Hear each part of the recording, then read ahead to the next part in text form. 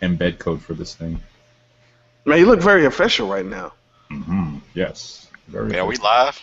We're live, damn it. Introduce us, sir.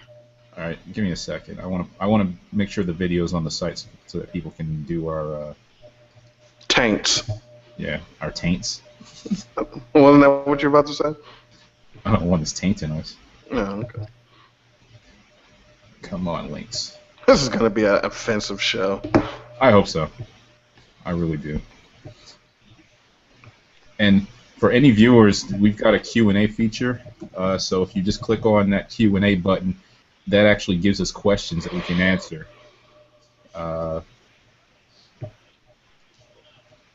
Apparently it's disabled. What the hell? Well, anyway. You just lied. Yeah. Anyway, just send us tweets. You guys turn to activate chat before you go live. Before you go. Oh, man, it's been You got to masturbate chats. Oh, man. Well, I'm not going to turn it off. So let's go ahead and do that. Anyway, let's get started. Ho, Bar weep, grind out weep, ninny bog. Hello, everyone, and welcome to the live Cold Slither Podcast. Hey, hold on. I think I got it. Buckwheat frittata Diddy Kong.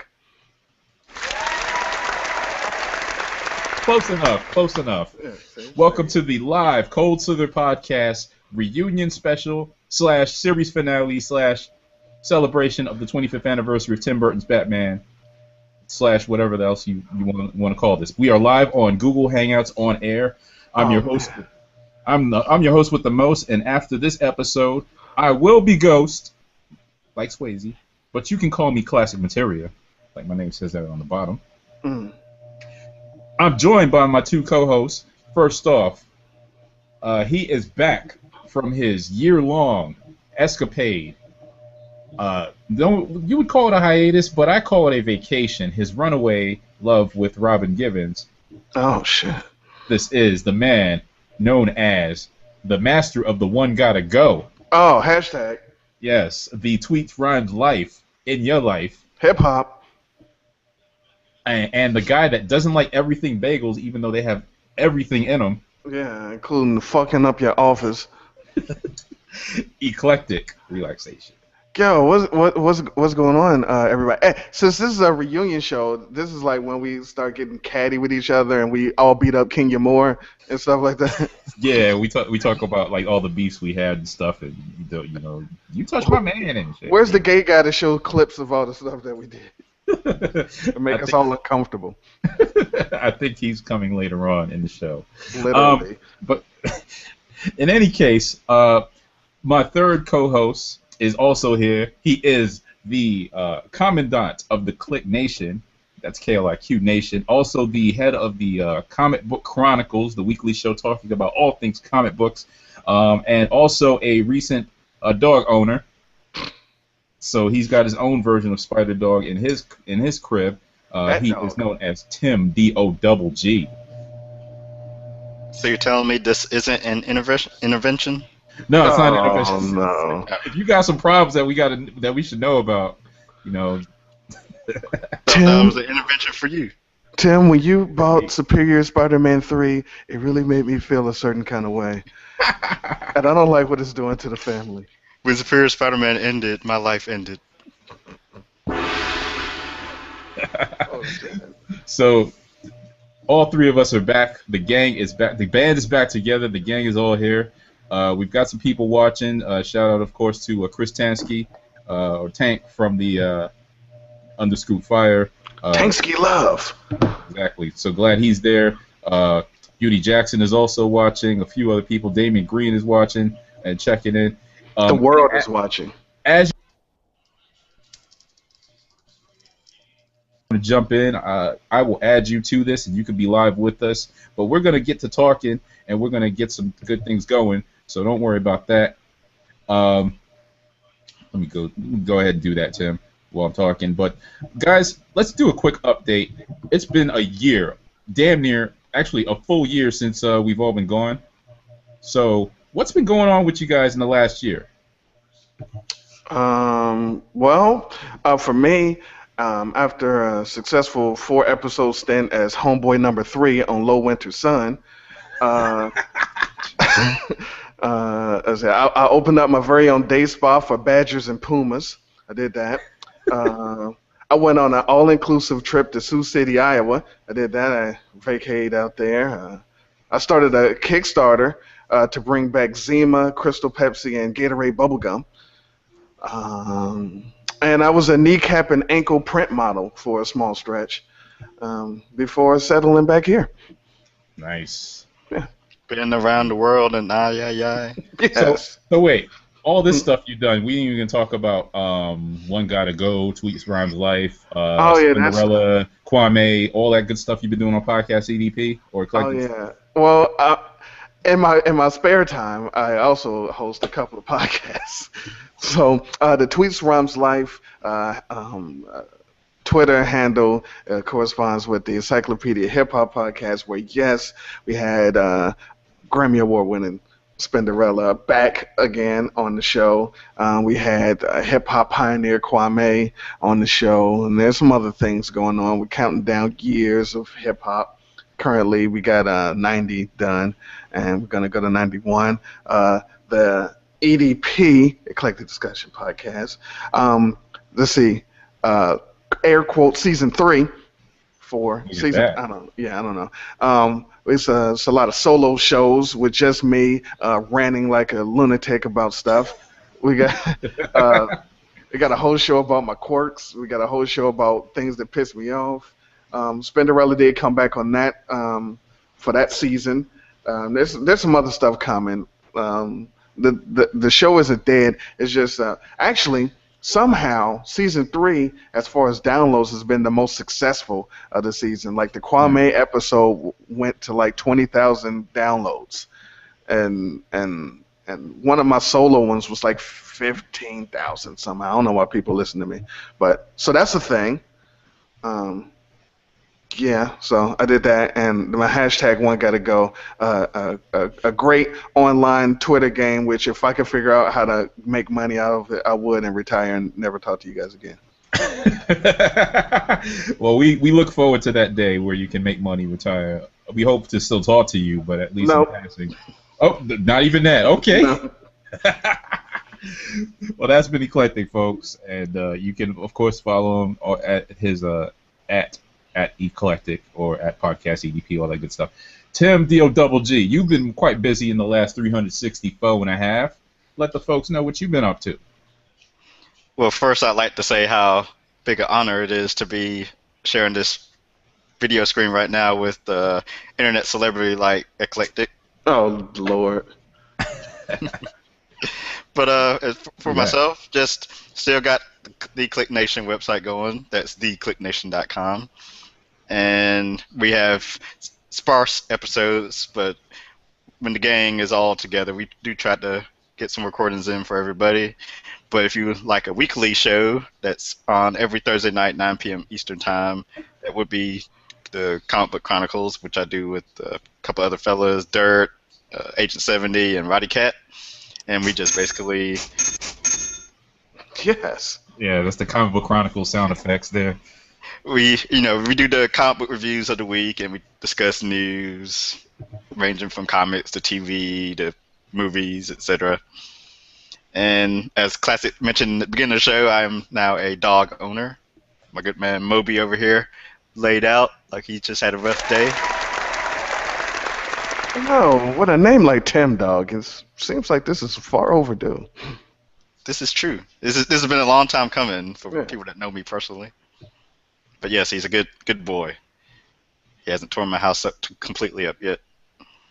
Wow. Oh, and for anyone that's going to be in the Charlotte, North Carolina area this weekend, there is Heroes Con, which myself and Roddy Cat will be attending.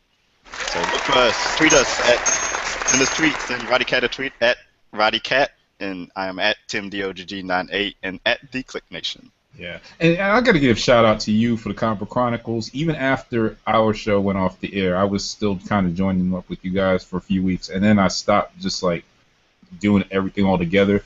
My chair, Roddy Cat just went in there and like kept it warm, and you know what? It's his chair now. And he says, oh, man, I'm just holding this down for you when you come back. I'm like, dude, you read a lot more comics than I do. So, you know, major props to Roddy Cat for holding that show down. And, of course, Agent 70, my homeboy from way back. You know, I see you guys doing that. And you do a great job with the Comic Book Chronicles. It's blowing up. You guys are having, like, creators and artists and all that good stuff on. Wow, must be nice. Yeah, I know. So, you guys are doing some... This is our last show, like, on... All three of us. Oh, so that means I won't be able to do this again. Daily operation: get girls, get got green, got guap, groovy gooly, 98, Tim Deal Double G, Going global. Going global.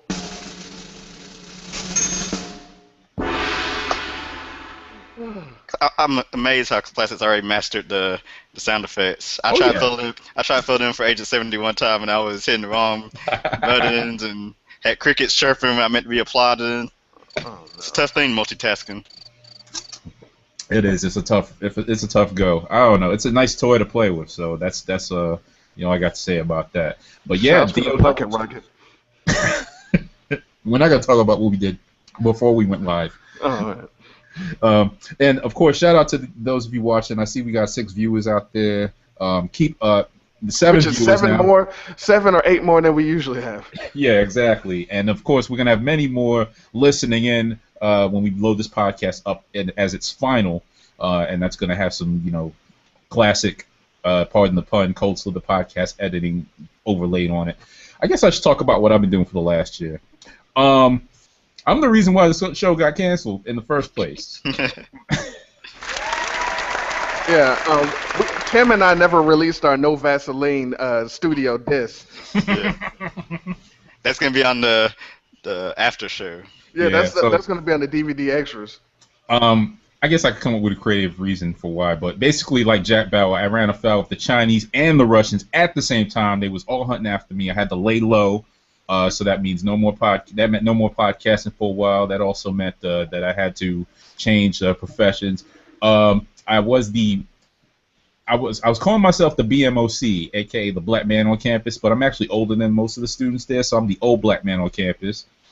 So basically going there, continue my education, doing that, working part time, bothering Mrs. Classick full time, and I actually got back into the podcasting world this past spring. So as of a month ago, I was starting up with the return of Jack Bauer in 24 Live Another Day. I started up a new podcast called Another 24. And thank you. And basically, it's just a recap show. Each week, we recap episodes of 24 Live Another Day and talk about it, and you know, in the typical Cold Slither podcast fashion. And of course, I do guest spots here or there. I did one recently for Nerd Lunch podcast. That was pretty cool. And you know, after the 24 Live Another Day, who knows? You know, I might just fire up some other podcasts. Might bring back the team up or whatever. But in either case, that's going to be here on the Cold Slither Podcast.com feed. And that kind of brings us to some next news, which is, of course, we've got the end of the CSP. We know that this is the last episode of the Cold Slither Podcast, the last time that the 3 of us will get together on this here show in this format. Now, that's not to say that, you know, somewhere down the line we might not all like bum rush Eclectic Show with the Click Nation. I know, right? I know. You know, got to do the Brown there. But yeah, so that's not to say we won't bum rush some other show and, you know, just, you know, take that over and have an unofficial reunion like the guys from Full House do all the time, you know, Uncle Joe. Okay, then look for us on the Tonight Show. Yeah, look for us on like a yogurt commercial or something, or whatever. Yeah, Mango. Oh, yeah, or a beer ad. That's it. Yeah. Beer and yogurt together, yogurt flavored beer. So yeah, we'll be 5 Eckies. Icky Eckies. And shout out to the 9 viewers now in the spot there. You know, keep that number growing. Tell a friend or foe about the Cold Slither last series finale show. And since this is our last show, everyone is viewing. You need to be viewing Bottomless. Exactly. That's just how like everyone. Better watch now. Listening. Yeah. Last chance. Might as well do it now. But yeah. The podcast is over, but the site is still up, and it will remain up And basically what we're going to do is we're going to start putting other podcasts under that Cold Slither Podcast brand and umbrella. So as with Another 24, you hear that at the beginning it's a Cold Slither Podcast production or presented by the Cold Slither Podcast. We're going to start doing that with a lot of shows and make that the joint. So that's kind of where that goes. That's how it's going to play out. And we're going to basically keep that going as long as you keep us going. So just keep listening, giving feedback, telling a friend, all that good stuff.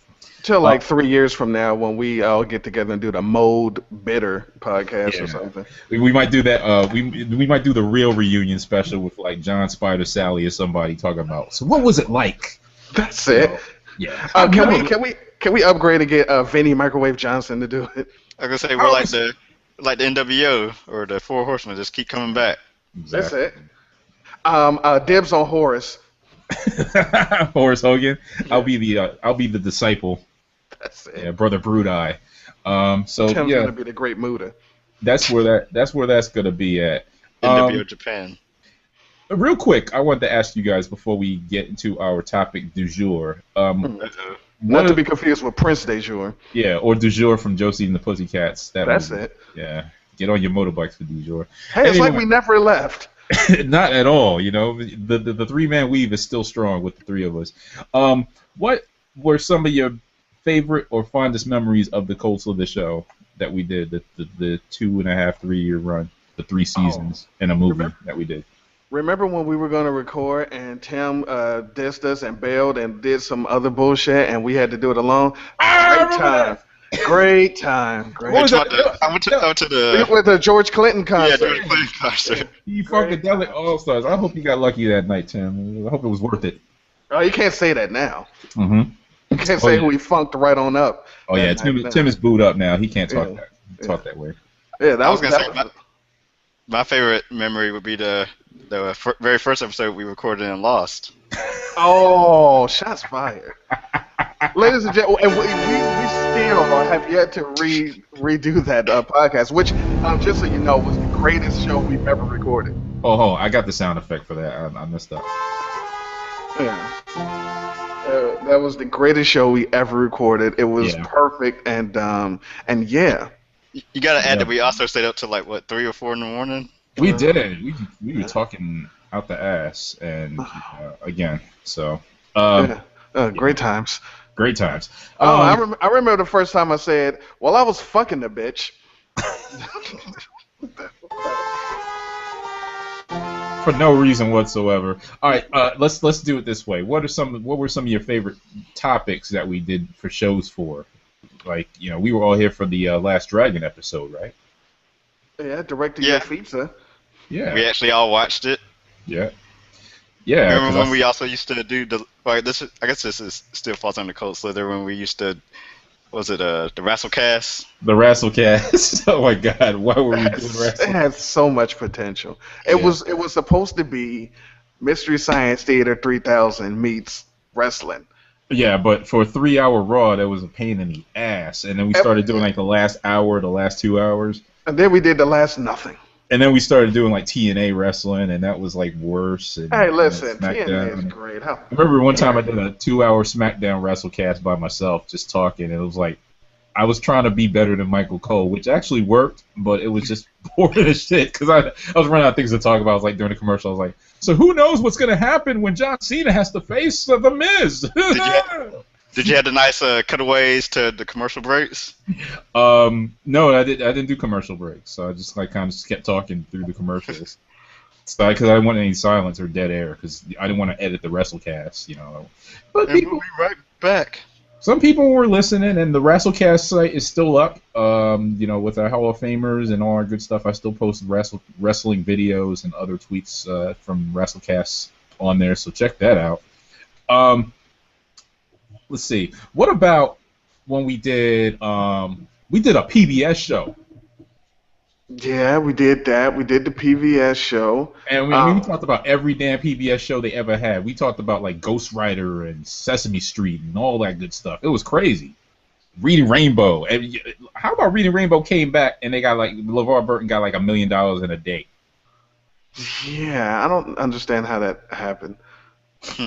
Kids grew up on it. They remembered that. Oh, you grew up on it. Look at you. You grew up on it. Made money. You know. I'm glad he didn't use that. If he uses that on his show, me and him gonna have some words. Like, I'm LeVar Burton. You grew up on it. That's like, it. oh, okay. I'm about to read your rainbow, fool. Oh no. Ladies and gentlemen, no. Actually, that doesn't sound right. What was the episode that I had okay, I guess you could say which one. The episode that I got into the argument with the guests. Like everyone. You got in the episode. You got an argument with Feminista Jones when we was doing the Michael Jackson versus Prince. You got an argument with Say That Again when we was doing the Ninja Turtles. No, when we was doing. You got in the argument with Say That Again when we was doing the Ninja Turtles, but it was an argument over NBA basketball. Oh yeah, that's it. Yeah, shout out to Feminista Jones and Say That Again. You got in an argument with. I think that's about it. I'm so lovable. Yeah, the ladies, love Eclectik for some reason. That's it. We can't overlook the skits we used to do.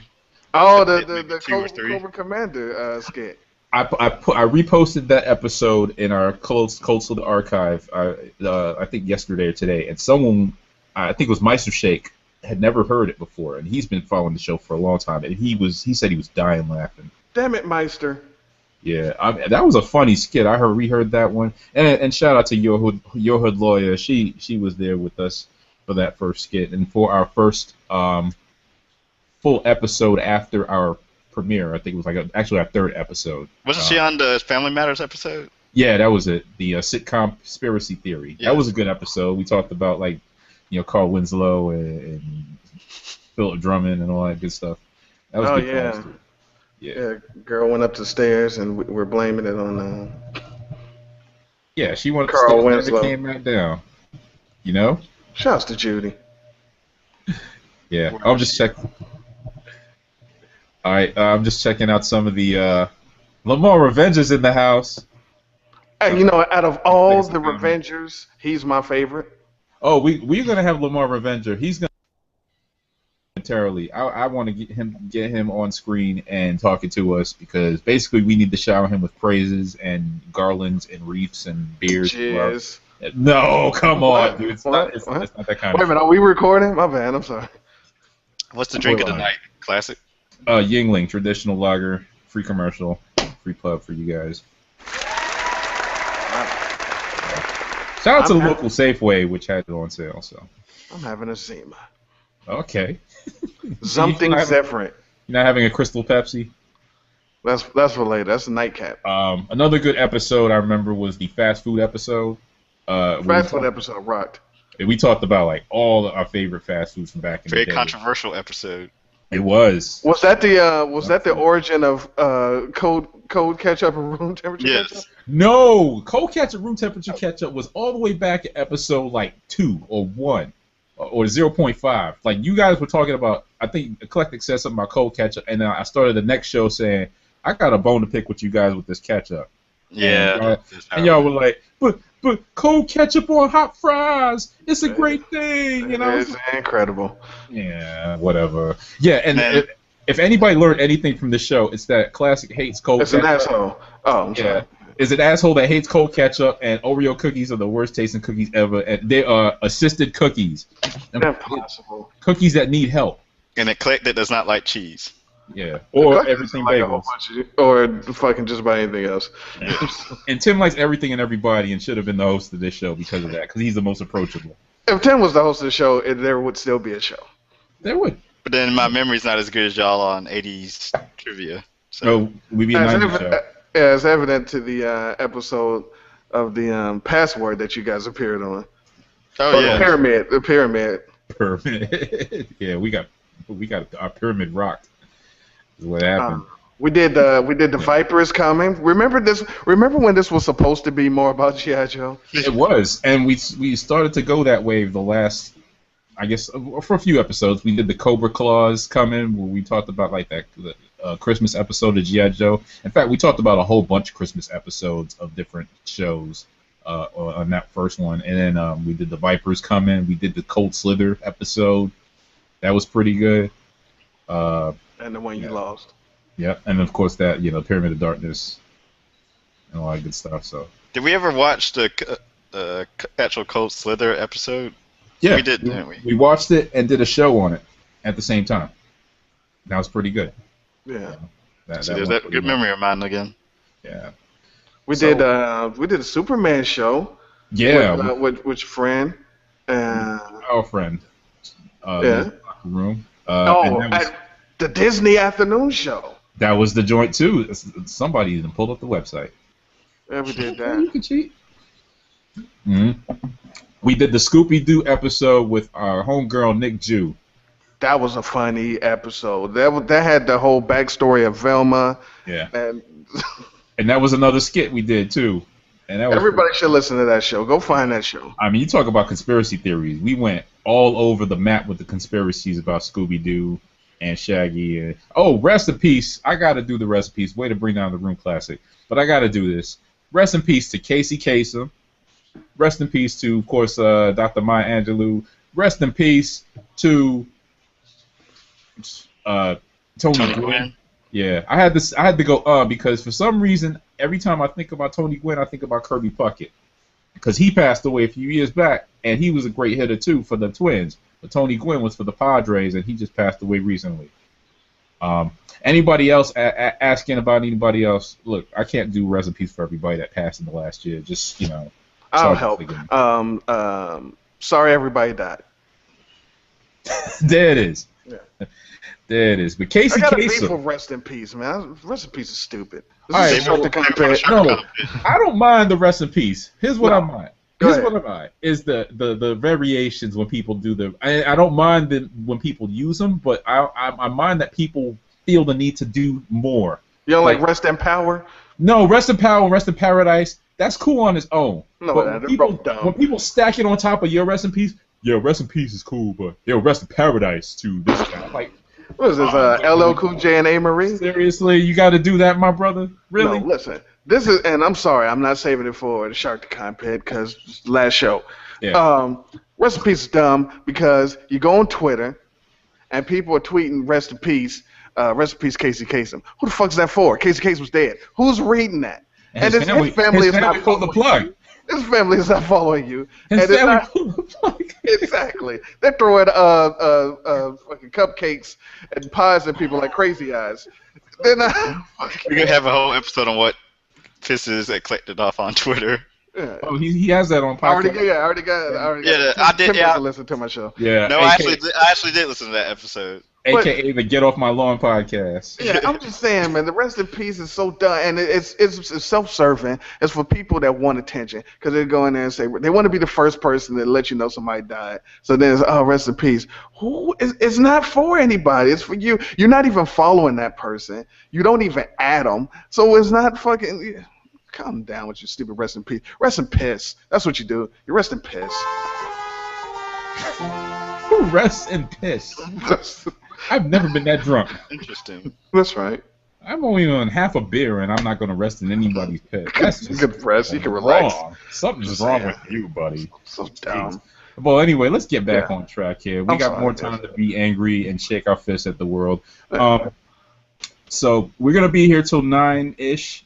I actually extended it by 30 minutes, but I know Eclectik's got to go because, he's one got to go? One got to go. Three of us here, one got to go. But you forgot to give a special shout out to Stan Bush, by the way. Stan Bush. And I didn't want to do that and bring you guys down because you guys weren't there. What, he died too? No. The fact that we did an episode with the great Stan Bush. Without us. Tim, remember when we really wanted to talk to Stan Bush about Transformers and that we got to touch and Classick sent us a cease and desist and kicked us off the show and said he was doing it by himself? Yes, those were good memories. Yeah. There's many times where he tried to end the show. He literally tried to end the show. Then it was going to be the Classick and Bush show. It was going to be Classic Bush. Classic Bush. Yeah. But it was going to be all. It was going to be all about 70s. Looking for ways to elbow us out of the way. Yeah, Classic going solo. That's always been the problem with the show. Is I've always been threatening to go solo. Oh wait, that's been you guys. Well, no, we saw the writing on the wall, and we decided to get our own do shit. Damn spin-offs. Everybody's spinning the fuck off. Look what happened. But yeah, anyway, that happened. That was the thing. I'm sorry. Go ahead. But that was also a great show, and Stan Bush is a great friend of the show. I sent him a tweet, said, let him know that we are doing our last show. He's like, hey, man, best of It's like, who are you again? Yeah, yeah. But, yeah, Stan Bush. What was I going to say? We should get back on track. Even we'll have more time for memories and get more people in here, but let's get to the topic at hand, folks. The reason why I wanted to do this show, too, especially at this time of year, and people like Classic, why are you doing a damn finale now? This is June of 2014. 25 years ago, this month, in fact, next week will mark the actual date. Batman 1989 was released. Tim Burton's epic movie, a tale of Bruce Wayne, millionaire playboy, becoming a costume vigilante and fighting against the Joker, played by Jack Nicholson. That was the movie. Batmania was running wild. Oh, shit. And it was actually one of the greatest movies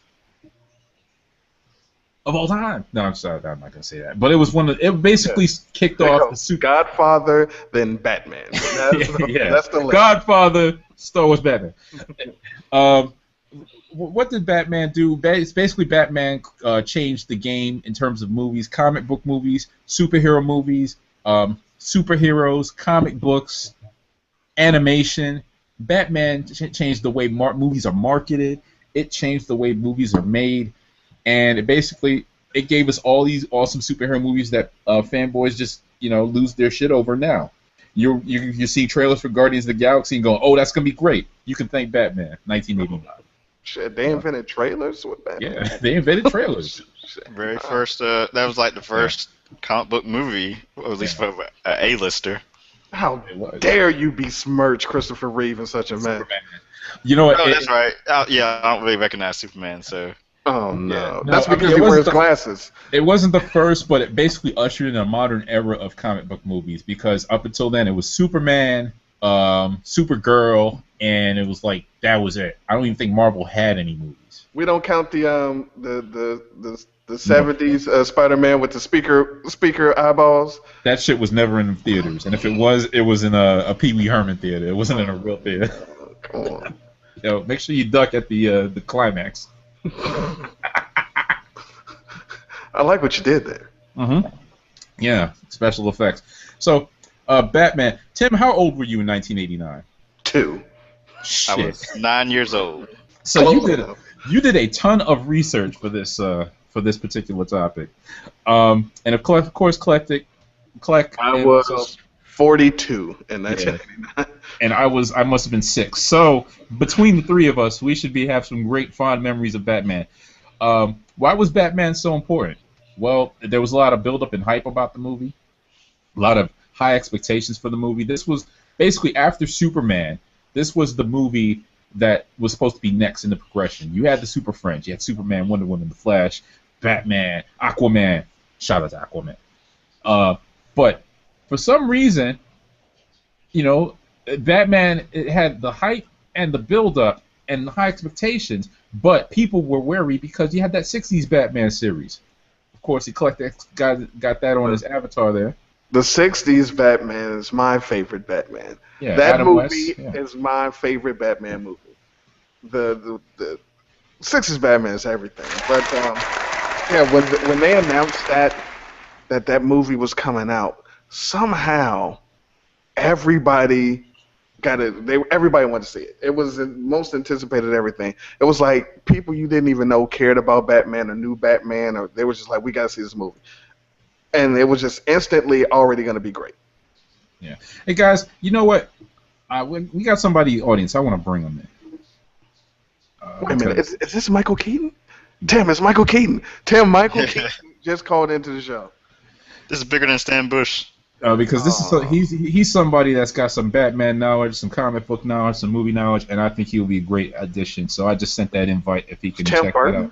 Tim Burton is about to join the Google Hangout. Tim Burton is on the fucking line. I like how Hangout just says Classick invited people into the hangout. Yeah, a gang of people. Yeah. It's like it's a quarter party. No, and we're inviting Jack Burton, and he's going to talk about Big Trouble in Little China. We're going to change topics, but yeah. So people were afraid of the '60s Batman coming back, or they were concerned that this was going to be, a different kind of Batman, and of course, Tim Burton being tied to this project too was kind of a weird choice because most people knew him from Pee-wee's Big Adventure. Which is a great movie. Shouts to Francis. Yeah. Now just joining us, William Bruce West. He's forgotten more about pop culture than any of you bastards ever knew. William, can you hear us? Hey, can you hear me? We can hear you, Will. What's going on, man? Good to see you. Good to see you too. I'm sad about the circumstances. That's true. We're bastards for inviting you to, our finale like that, but you've been on some episodes before, so that's been a good plus for you. And, of course, we talked about your store and your site a lot on our show. And but I had to get you in here because we were starting this talk about Batman, and who better than somebody that was both alive at this time, knows movies, knows comic books, knows damn near everything to help us guide us through this. Well, I mean, you got Tim Burton, you got Michael Keaton could have been good, Kim Basinger, Jack Nicholson. So, that would have been good. I know a couple of showrunners that actually would have been better. But then him. There you go. You go. Low hanging fruit. Thanks. A key grip might have been best boy, but then him. The gaffer. Gaffer. Got to have that gaffer. Yeah. You don't want to get gaffled on. So by one time. All right, let me get back on track here. So yeah, Tim Burton was like, oh man, Pee-wee's Big Adventure? Come on, man. Was this a comedy now? And then when they had to assemble the cast, they started to get like Michael Keaton, Mr. Mom. Mr. Mom is Batman, and Jack Nicholson was a great choice for Joker. Well, actually, he was a choice for Joker, but he wasn't everyone's first pick. Let's just go through who could have been in this movie. Well, he was the first pick, but he dipped out, and then they were going to give it to. Oh my God! Look, here's the thing. Robin Williams agreed to do the Joker when Jack dipped out early. Okay. And he agreed, and it was going to happen, and Jack came back and said, nah, I'm going to do it. And then it was like, hit the brakes, Robin. Which, if Robin Williams would have been the Joker, I would have initially and still hated that movie and probably never watched it. Because I hate Robin Williams. So we're very lucky that that happened because that guy is awful sauce. Well, initially Tim Burton wanted to cast Brad Dourif, who was also in One Flew Over the Cuckoo's Nest, to be the Joker. Robin Williams, of course, was a leading candidate as well. Tim Curry, William Dafoe, David Bowie, John Lithgow, James Woods. So if they would have did David Bowie, they wouldn't have needed the makeup. He would have been good. He could have rocked that China girl makeup. It would have been a different kind of Joker, you saying. But I remember going to Comic-Con a couple of years back, and Michael Uslan, the producer of 1989's Batman, said that his first choice and only choice was Jack Nicholson. And the reason was because of The Shining and that one scene where he peers through the door saying, "Here's Johnny," and that grin. That inspired him to say, "This guy is my Joker." Mm-hmm. So, and see, the thing about back then was, and it was a beautiful time because we didn't have social media and Twitter and all this bullshit, so we didn't really hear people complain about Michael Keaton being Batman that much. We didn't hear about as much. I'm saying if we would have had that shit back then, the guy would have been ran out of Hollywood. But you got to remember though, the word of mouth was pretty strong on this because you had still the comic book stores, you had the geeks, you had the Batman fans, and you had people talking about that.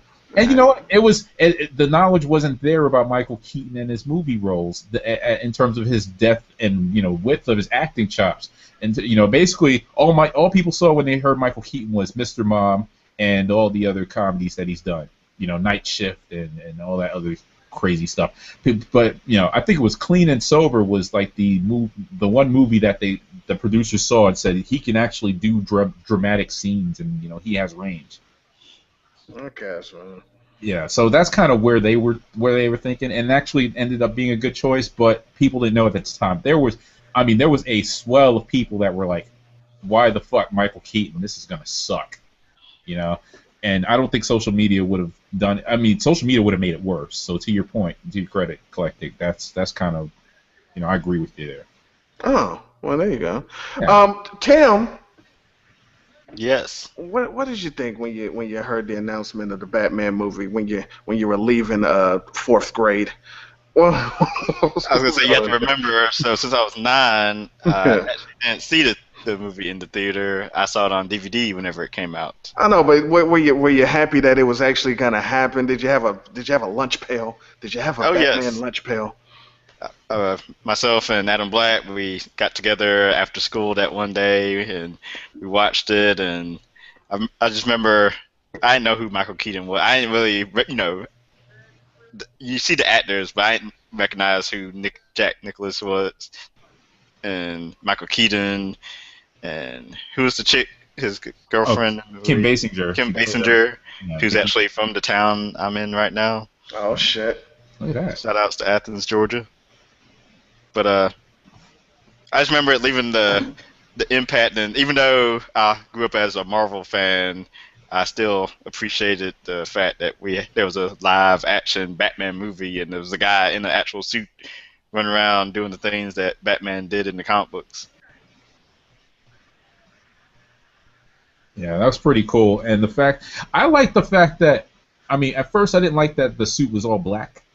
I was like, where's the blue and the gray? That's what I wanted. Yeah. The black leather, and that started a trend in comic books and superhero movies that I would say I didn't like. Was every superhero movie since then was like black leather. You had to have black leather. X-Men coming out. Oh, let's just put him in black leather. It'd be so sleek and cool and great for because Wolverine would look ridiculous in yellow and blue and yellow. That really pissed me off. I still don't like that. So everything was black leather, and that influence was not the greatest, so to speak. Mr. West. Yes. You don't have any in the infamous Avatar. You don't have any Bat gear on, do you? No, because that's my Marvel one. Oh, do you have a DC? Do you have a new 52 Avi that's gonna come up soon? There was a planned DC one, but they just don't make good stuff. So I stuck with Marvel. That is factually accurate. Hashtag DC stays losing. That's terrible. That's terrible. They make great stuff. No one talks about Arrow. You're not going to have a hood from Arrow or, the wings from the Flash or whatever? Nah, that kind of sucks. Nah, Okay. Well, there's not. More about the cast. Vicky Vale was Kim Basinger. It could have been Sean Young. Boo! What, did she break something? She went on she broke her leg. Yeah, she went on a horse riding expedition or something and broke her leg doing that. Ladies, if you're gonna have a major starring role in a huge blockbuster film, don't go horseback riding or anything that's gonna ruin that. Just don't. Can we just say that horses clearly don't like DC Comics? Oh, it's not too soon. That is true. That's true. You can't dispute that. Don't like horses, I mean, they've been keeping our sisters. No, I'm not even gonna go there. Hashtag broken hymen. Oh my god. Oh wait a minute, are we recording? Yes. Are we live? And then Batman himself. Let me just run off some of the names of the potential Batmen that could have been there instead of Michael Keaton, and let me know what you guys think of these guys. Mel Gibson. Mm-hmm. Kevin Costner as Batman. Mm-hmm. Charlie Sheen as Batman. Maybe back then. He's kind of short. Pierce Brosnan as Batman. He would have been a great Bruce Wayne. Yeah, I was gonna say Bruce Wayne, definitely. I could see Kevin Costner for some reason. Yeah, I actually could too. By the way, Michael Keaton is the only one who was a good Wayne, and a good Batman. Everybody else after that was either good at one side. He was the only person that was good at both. Yeah, good Little Wayne, good Batman. Yeah. Yeah. Everybody else, you know, they only succeeded. Most of them only succeeded at the Bruce Wayne side. Hashtag Bat Voice. They weren't multi-talented. Nah, they sucked in the suit for the most part. Let's see. Tom Selleck was another one being considered for Batman. But he wouldn't shave his mustache, right? Yeah, you can't have Bruce Wayne with a big old Magnum PI mustache. Hey, he would have figured out some way to make like chest hair come through the logo. Through the logo. The Bat logo would have been his chest hair. It would have been a yellow with cutout. I was gonna say he'd be the reverse Red Hulk, where his mustache disappears, where he turns into the Hulk. Right. And finally, for consideration for Bruce Wayne / Batman, originally Bill Murray, straight out of Ghostbusters. I'm still waiting for Murray Batman. So basically, just named all the big time stars of the '80s. Yeah, basically they wanted to do that stunt casting really hard. No Eddie Murphy, huh? No Eddie Murphy. But the rest of the forgetting one more thing though. What? We almost had Jack Bauer as Robin. As Boy Wonder. Yeah, I was gonna get to that, but Kiefer Sutherland, they actually had him. I don't know if they had him fully cast, but they had the Robin role written into this initial script for this movie. Mm-hmm. And then they basically, during rewrites, they took him out, and they was gonna just do a cameo, and then they took out the cameo because they were like, it's too soon. It's like year one. But that storyboard. Do you see the storyboard on YouTube? That looked like it would have been when he was on the horse and Alfred gave him the costume. Yeah, in fact, I watched it earlier today in my Batman anthology DVD set that I got from Will's World of Wonder. Cheap plug. From the homie William Bruce West. He has everything. WillsWonders.com. If he can't find it, if he don't have it, he can find it. But it's more than the shit you have. If you want an action figure, you go to this guy. You want a DVD. You want a Poison Ivy fleshlight. He has everything. You say fleshlight, did you? Yes, you did. The official Poison Ivy fleshlight. You get it. Oh my gosh, I don't even know if that's official. I don't even know if that's deductible. It might actually have an Aquaman fleshlight too. Yeah. What if you're allergic to that? That's not, too helpful. Well, the beauty is it's the Poison Ivy one, so it's all organic material. Oh, okay. Yeah. Okay. Gluten free. It's going green. Oh my goodness. Go green with that. Watch the orders come in to this guy after this podcast. Yeah, I'm just checking out some of the what do you call it? The comments here. Good it wasn't Sean Young, dang on the horses. Eclectic really likes nothing in life. Shots fired. That is also factually accurate. I hate black leather. Wait a minute, black people. You know you just said you hated black people? Do you know you just said that? Black leather. Tim, where's your brother Adam Black? What is that? Match.com? What the fuck is going on here? Paul Pee Wee Herman Rubens as the Joker. That's from Rodney Love. That would have been dope. William Devane as the Joker. He's not doing shit now. Rest in peace to President. Yes, we can. I'm sorry. Let them play. Yes, we can. No, he's President. Let them play. I'm sorry. Yeah, those that listen to another 24 know who I'm talking about. Wait, President Let Them Play's dead? Spoiler alert! Oh, no. I just listened to the CT episode like 3 hours ago, and I forgot there was another episode. Well. Yeah, it just went down yesterday. But you could tell from the preview that was going to go down. I mean, that's why you're not supposed to watch previews. Yeah, exactly. I'm not even watching this season. I just listen to the podcast to keep up. Like, I can't. That's an endorsement for your ass right there. Thank you. That's how we do it. Here in Cold Slither Podcast world. The Cold Slither Podcast Network. Yes, the CSPN. Which is what it's evolving into from the sounds of things earlier. Oh yeah. And for those that had just joined us, I gave a quick update on the show. Of course, the show's ending. We know that. You're here for the series finale. the three of us, sans Will, are not coming back together for this show. We're gonna bum rush. We're gonna bum rush some other people's shows. Spoiler alert! At the end of this, we're gonna find out that the Cold Slither podcast was really Mr. Bruce West's dream. It was all in his mind. We're gonna pan and zoom out, and then we're just gonna see this guy on his couch in a Spider-Man shirt and Thor hammer, and think, I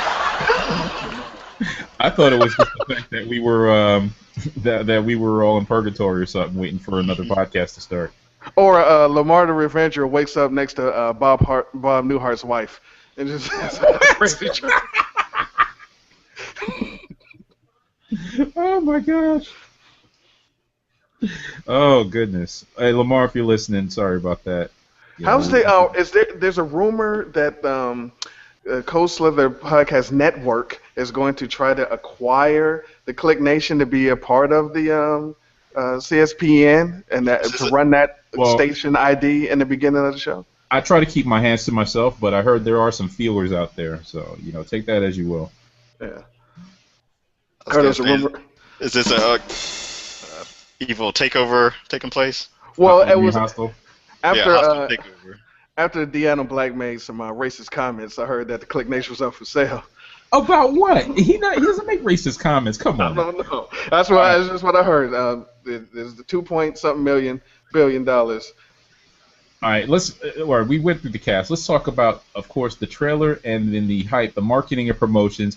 Batmania was running wild in 1989. In fact, before the 1988, but going into 1989, you had the poster. You had the poster had just the Batman logo, the logo from the movie, just that, and people were losing their shit. Like, oh my gosh, 3D logo, and it's got the yellow, and it's got the black emblem and everything. Oh man, this is awesome! Can't wait. Did any of you guys have that poster? No, my friend had the poster. I didn't have it. I was a little pissed off about it as well. I had a variation of the poster, but it was like the one with Michael Keaton dressed in the Bat costume, and he's just like kind of hanging out, and it said Batman at the top. I had that poster. I didn't have like the Bat signal poster or the Bat emblem. But you had the poster. You had T-shirts coming out, official T-shirts and unofficial. This was around the time that 1989 was around the time that they had like I think a few years earlier they had like the Disney characters with the airbrush, the hip hop, and it was like Yo Baby Yo and all that stuff. So people started just bootlegging Batman characters on posters with the airbrush or on T-shirts. So you had like Batman and the Joker, and it was like graffiti and stuff, and people were just going crazy with that. And people started having like wearing Batman caps, Batman sneakers. Batman, and this was before the movie, trailer hit. Listen, I had an incredible bootleg Batman T-shirt. It was wonderful. I mean, it was blue. It was all black T-shirt, had blue highlights because I guess they didn't know that the movie was coming out. He wasn't gonna wear blue and gray, but it was blue and everything. I had me and my friend. We had got the shirt. We got the same shirt. Then we got some black shorts, and they were selling the yellow Batman buttons. And so we took the Batman buttons and put them on the shorts, and we had Batman everything. And the Taco Bell had the tie-in with Batman, and then they would sell the cinnamon crisper twisty deals, and they had a Batman logo on the little paper pouch. I took one of those and I taped it to my wall. I had Batman everything. I had the cinnamon crisper Taco Bell, I had the Taco Bell cups in my room. I was ready for the movie, and we would go play basketball in Batman gear, and we would do everything. And around this time in '88 and '89, they were replaying the '60s show, and I still can't wait for the box set. I can't wait for that. But we would watch the '60s show every day after school. We'd watch Egghead, Vincent Price, and Eartha Kitt, Catwoman. Yeah, we loved it. So then Julie Newmar, Catwoman. Who was the third? Oh, who played Batgirl? What was the name of that lady? Yvonne Craig. Yvonne Craig. And shouts to Batgirl because she had the cool theme song that people slept on. She had her own theme song on that joint. But so we were ready. '88, '89, couldn't wait. And then I got in trouble at school, and I was officially banned from seeing the movie. What'd you get in trouble for? I don't know. I beat somebody up or stole something. Who knows what the fuck? I was degenerate. Debo running around the halls. Yeah, I was a degenerate. So I got in trouble, and because of all this shit that I amassed, and my room was a Batcave. Shouts to the Batcave murders, but my room was a Batcave, and so the best punishment they could come up with was like, all right, you know what? You can go outside and play. You can ride your bike. You can do whatever the fuck you want to, but you will not see that movie. And I was destroyed. I didn't see the movie. I was like Tim, Daily Operation Get Girls and Get Green Goblin. So you wasn't like Kid from House Party? You didn't sneak out to go see the movie? I couldn't. I didn't have a car. I didn't have no money. So I couldn't. So while Eclectik was trying to figure out how to tie bed sheets together, what were the rest of y'all doing? Tim, I think you might have been like in play school, preschool, or whatever. When did you first see the movie? Let me ask you that way. Saw it in the comforts of my own home. For one. Was it on TV? No, it was DVD. I actually had to wait for it to come out on DVD, so that was probably in those days. That's probably like a year later after that came out in theaters.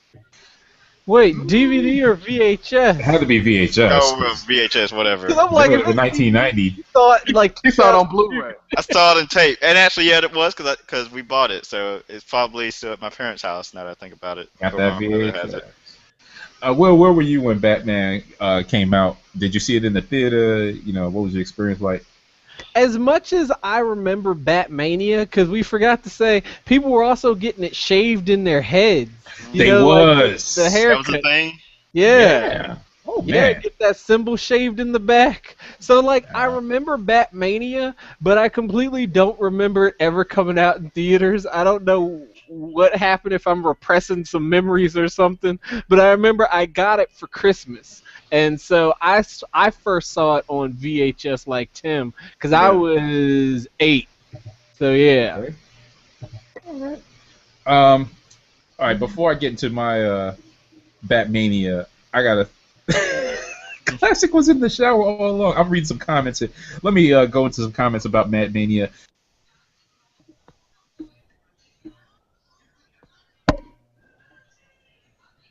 Hello? Brenda Stacy. Can you hear me?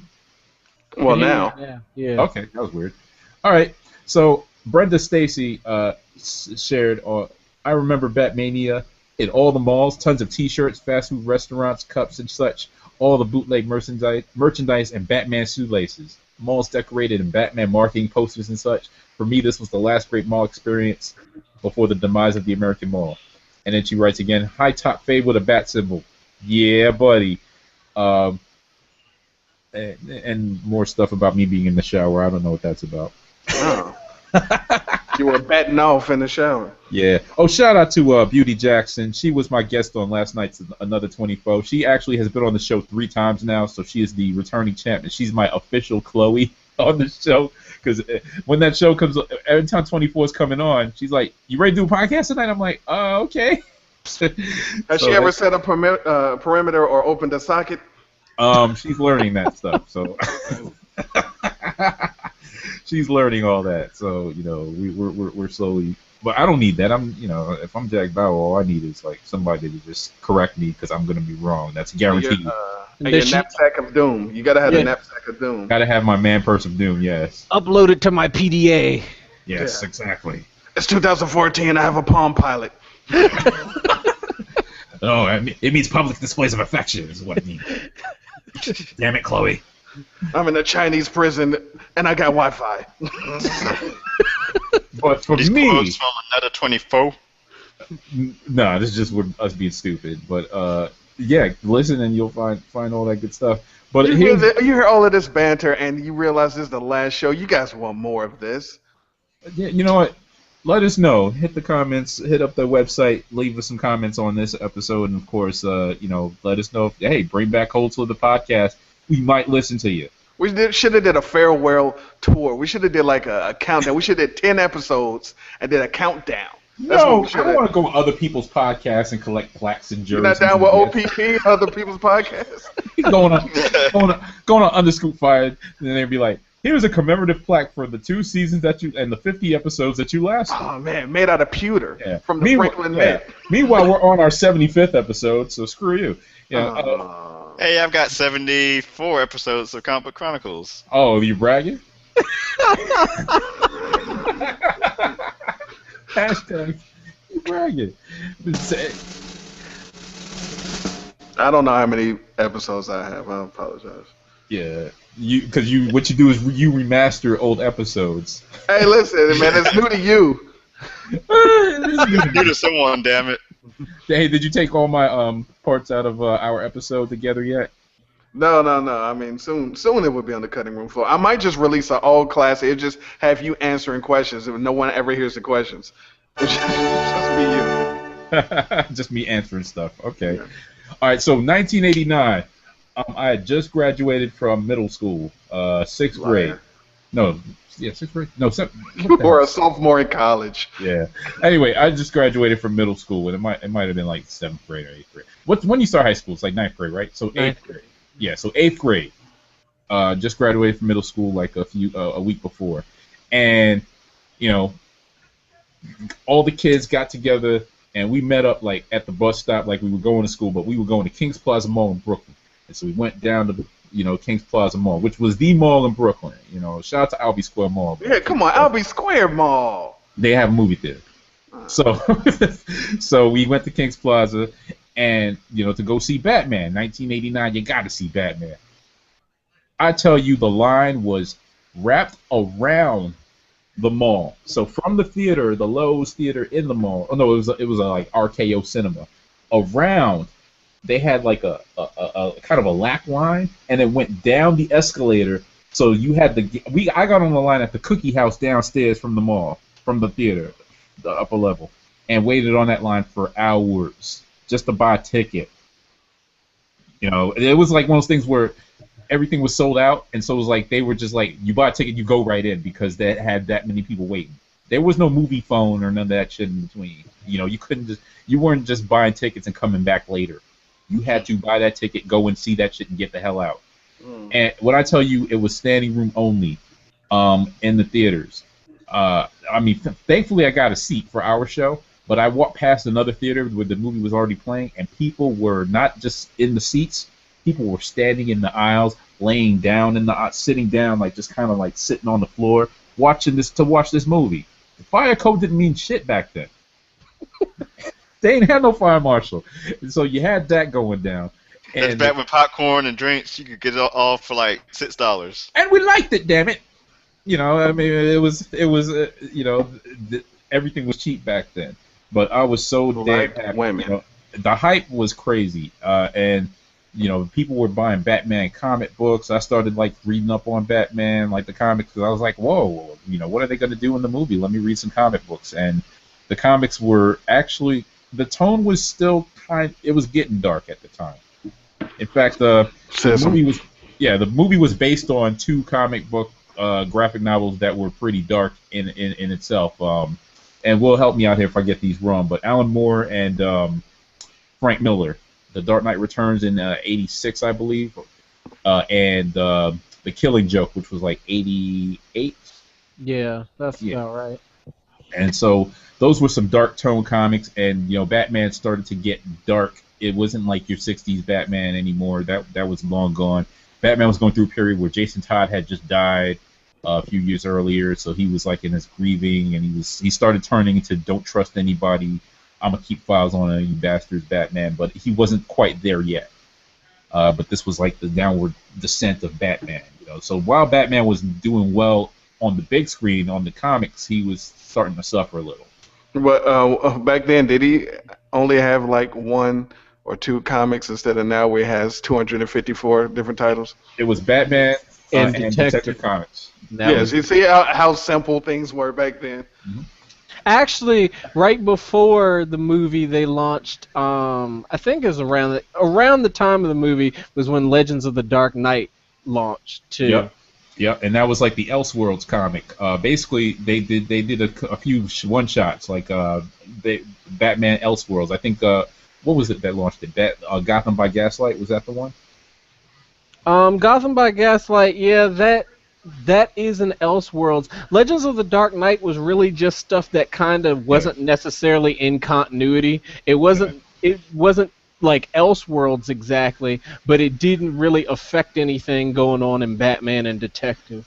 Yeah, and I got a few of those first Legends of the Dark Knights and comics. I think there was one called Blades where he went up against this guy that was like a swordsman. There was another one where he went up against this guy with a flight suit, and they were pretty good one-off stories, you know.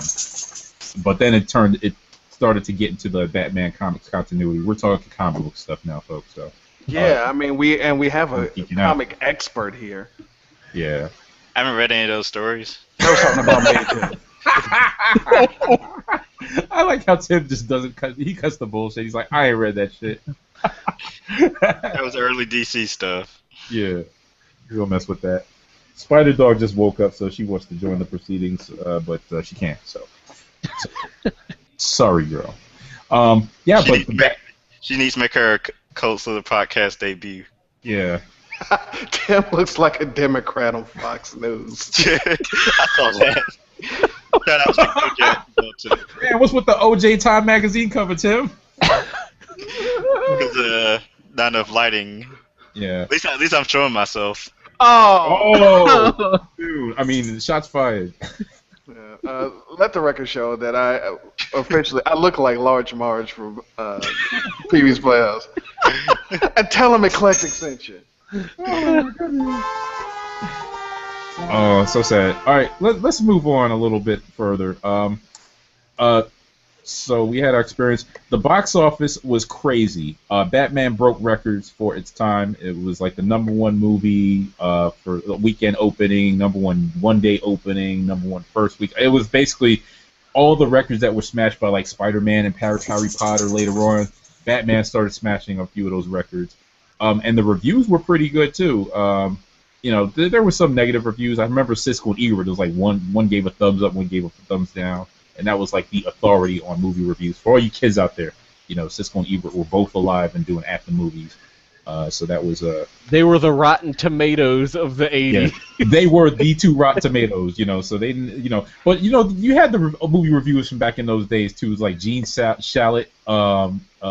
Shouts to the mustache. Joe Siegel. Was Joe Siegel around that time? Who's the guy from Showtime with the mustache? Showtime. Remember the Showtime movie review dude? Had the glasses and the mustache. His name was like Bill something. Oh, Never mind. I didn't have cable, so. Yeah. But yeah, so yeah, the movie reviews were kind of split, but they were mostly in the positive. The fan reviews were much better. Even I checked Rotten Tomatoes recently; it was like 75%. Most of those reviews were way after the fact in like the 2000s, but the fans had it higher for like 87% or something like that. So, and then you had the all right, let's get into this. What were some of the best and worst of Batman in you guys' opinions? You know what? While you get started on that, I'm gonna bring somebody else in here because we need to expand this party a little bit. Seriously, it's really gonna be Tim Burton. I promise. This is crazy. I can't believe this guy's actually here. Stop that. But well, all right, Eclectik, we'll start with you. What were some of the best parts of Batman, whether it's characters, scenes, whatever, and the worst parts of Batman? The '89 joint. Yeah. All right. You know what we're talking about? Listen, damn it. Okay.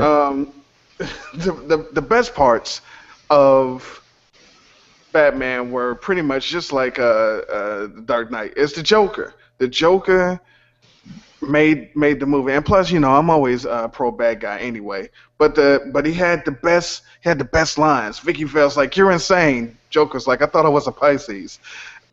Things like that was great. The dance with the devil and this town needs an enema. Yeah, he had the best lines. The worst things is stupid. Sorry. Tim Burton came and killed Eclectik. Eclectik, you still there? Yeah, I'm still here. Okay, we didn't hear that last part. You said yeah, it was a part of the Bruce Wayne Batcave murders. Okay. No, but I don't cheap plug. I don't like when people get invited to the Batcave. So Pennyworth should have been fired. That was bullshit. I did like the fact that more than any of the other Batman movies, Batman was actually a detective in this movie. He found the what was the stuff, Face X or some shit. Yeah. He found the formula to it. He actually, did some Smilex. research. Smilex, yeah, Smilex. I mean, he was a detective. That was good. But yeah, the best stuff was the Joker. They didn't spend too much on origin. I like the fact that the movie just went and said, "Listen, this is Batman. Now fucking enjoy the movie." And he had the best Batman reveal. The first "I'm Batman." What are you? I'm Batman. Yeah. Oh, it's like, tell your friends. Tell all your friends. Yeah, he had the best one of all of them. He has the best "I'm Batman." Yeah. So those were good things. Johnny Gobbs got ripped and took a walk off a roof. All right. Oh, and never rub another man's rhubarb. Oh man, you gotta love that. Jack Nicholson was masterful as the Joker. People talked about how Heath Ledger changed the role, and he did. He basically, made it better. But I mean, you couldn't have had that without Jack Nicholson basically being the Joker. To me, that was probably one of the best parts of Batman. Tim, in your opinion, what were some of the best and worst of Batman? The one scene that stands out for me is the Joker and his gang dancing around and prancing around the museum. Party Man. Yeah. That's it. With the boombox. Who knew that Joker had moves? Yeah. Let's go make some art. Yeah. Yo, did you guys know? I'm pretty sure you guys know because you guys are crazy people. That they offered the soundtrack to Mike first. Oh yeah, Mike. It was supposed to be Mike. It was going to be split between Michael Jackson and Prince. Like Michael Jackson was going to do the slow ballads and the love songs, and Prince was going to do like the Joker songs. That would have been a train wreck.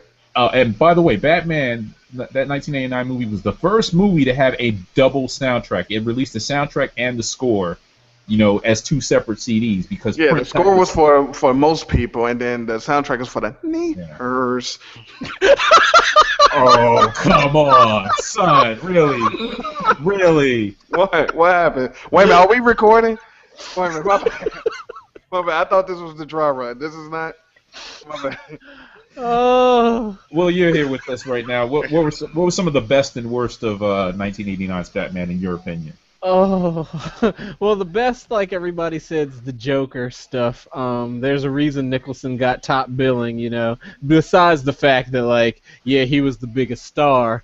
But there's a lot of worsts involved. Like Eclectik said, letting Vicky into the cave, not really a smart. It set a precedent for, every movie after that. Then a lot of people got killed. People like to gloss over that. Batman killed a lot of people. Yeah. And even if you say he didn't directly kill them, okay, he let a lot of people die. There was a lot of collateral damage. There was a lot. The Joker's goon, the black dude that looked like a cross between Ray Charles and the one it was like Batman got up in the cathedral and he's fighting all these goons and everything, and then the black dude came and started busting them up. He started getting them body blows and everything, and you're like, "Oh man, get him, Batman, get him!" And Batman just takes the legs and just knocks his head into the bell and basically throws him from the top of the cathedral, plummeting to his doom. A lot of dudes died in that cathedral that night. That's saving lives. He's got his Batmobile with Gatling guns on it and everything, little Tommy guns and stuff. I also hated that he has this clearly multi-million-dollar flying machine that's taken out by a single pistol.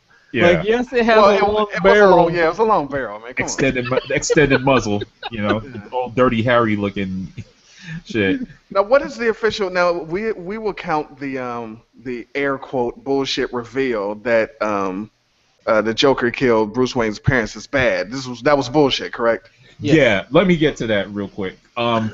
That pissed me the fuck off, because basically they said they wanted to give, I guess, Batman more incentive for fighting the Joker. There wasn't enough that he was killing Gotham City, so they go ahead and make Jack Napier the gunman of Bruce Wayne's parents. By the way, made up name. Yeah. Joker doesn't have a damn name. No. And they had to. Yeah. But By doing that, it set up the ultimate nerd test. Because you hear all this stuff lately about like fake geek girls and fake nerds and all that. All you got to do is ask them, who killed Bruce Wayne's parents? If they tell me it's the Joker, I walk away.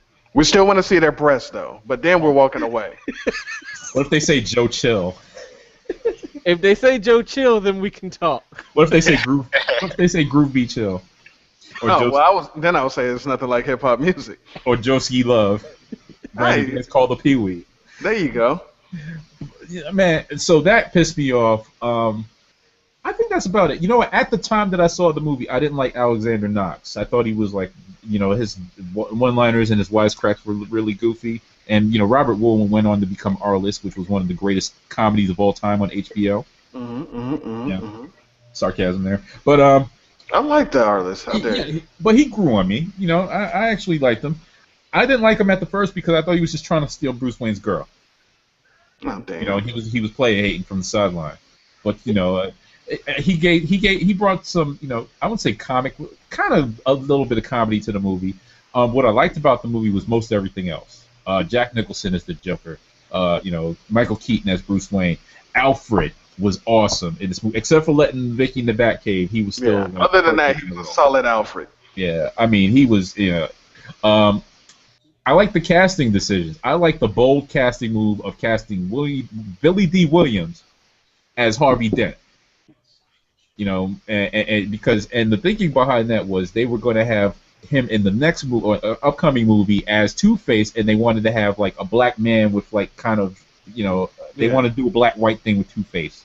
And the reveal was in the storyboards. What happened was the way because they rewrote the origin for Two-Face, the way the half of his face got messed up, it was some radioactive Colt 45 that had spilled on it. It was the dynamite taste.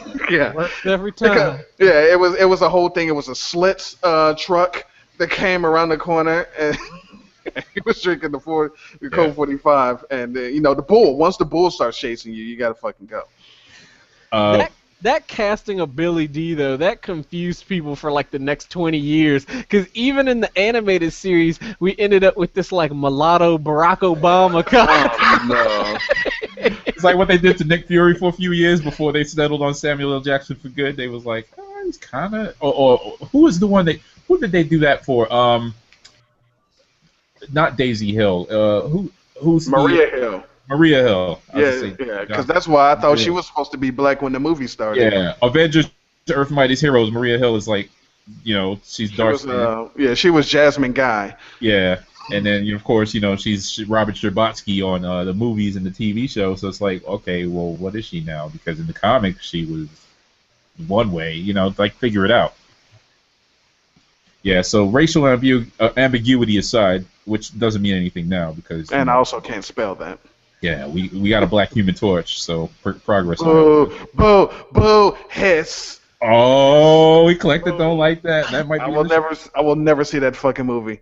All right, we're at 8:25, guys. For those of you that are wondering, I did extend this actual broadcast by 30 minutes, so we're not going to technically sign off at 9, but I know some people might need to leave at 9. If you do, I apologize and I'm sorry for you, but we'll try to keep this going as much as we can, but not keep everyone up past their bedtimes. No, you guys stay up. We're going to 11. Oh, look at that. We're going to turn it to 11? We turned up right now? Oh, no. We're going back to back it? I'm sorry. Wait. All right, yeah, we can back to back it, though. We can't be turned anything. All right. Next question I have. What about those wonderful toys? Guys, the Batmobile. What did you think of it? He actually had missed you there, Eclectik, whatever you were saying. Repeat yourself. I apologize. I'm saying he actually had. I apologize, Mr. Dog 98.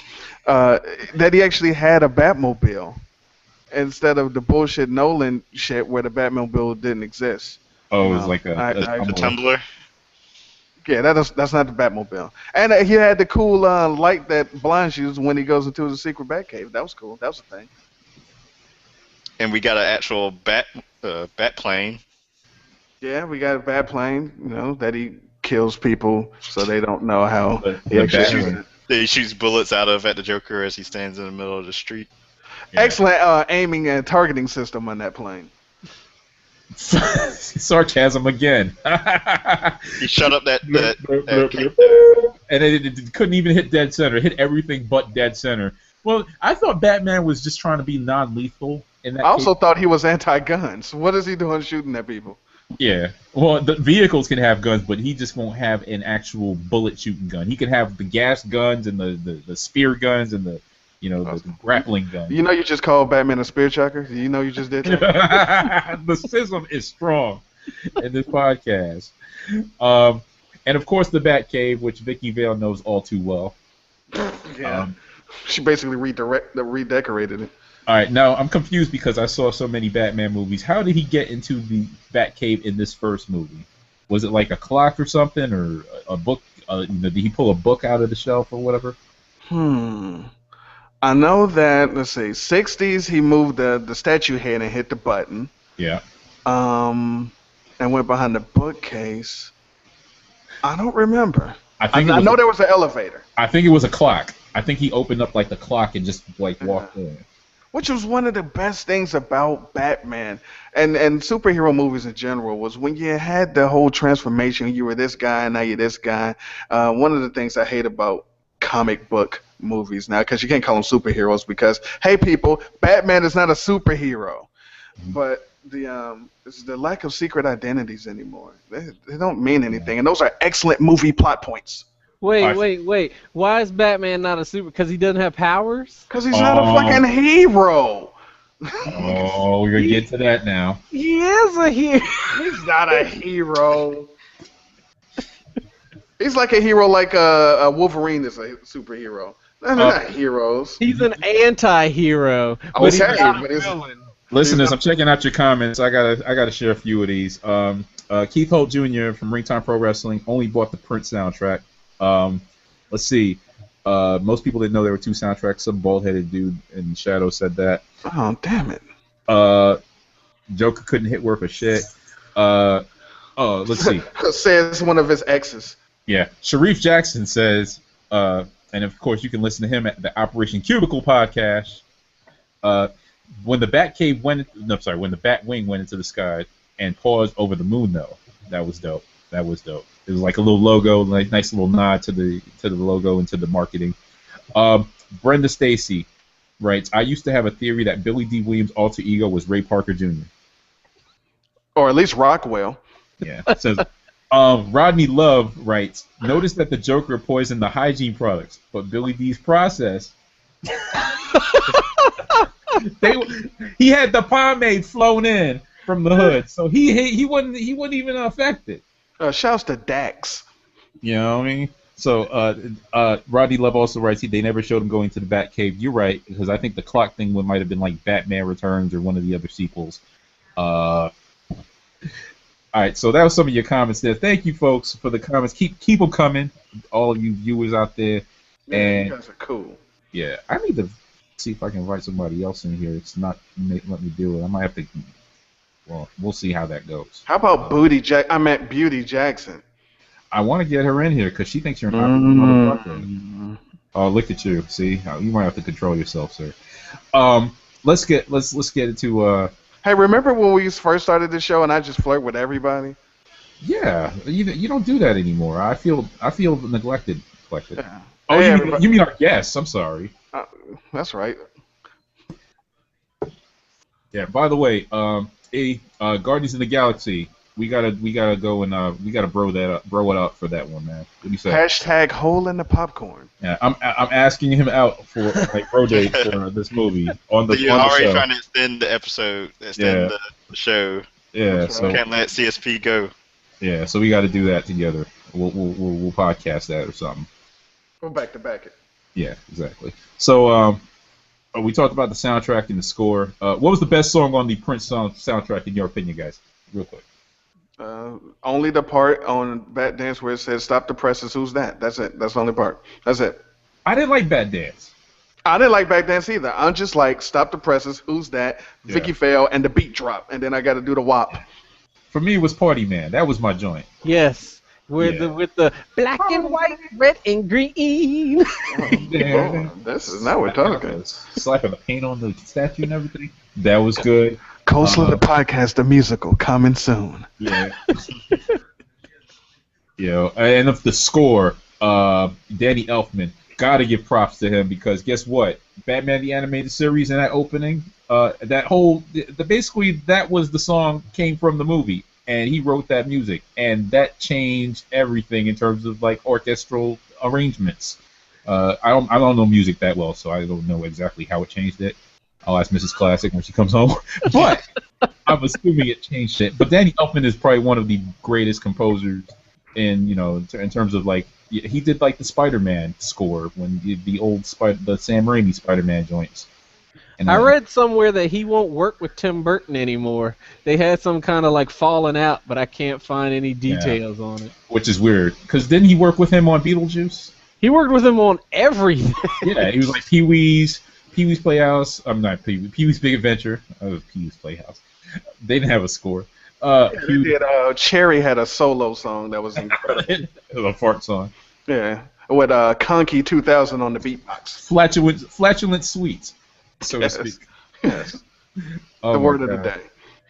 All right, I'm actually going to breeze through the rest of this because we can talk about Batman all day, and for some reason we don't need to. We actually need to give some time to our listeners. Yeah, and can Tim shut the fuck up, please? Because he keeps talking through the whole show. All right, Batman the Animated. I'm just going to go through the impact, and you guys can chime in as you need to. The animated series, the movie led to the animated series, which was dope as fuck when that came out. That was awesome.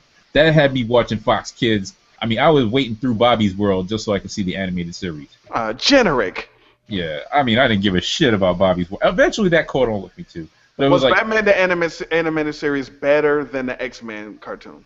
Yes. Yeah, it was because coming as from an X-Men fan.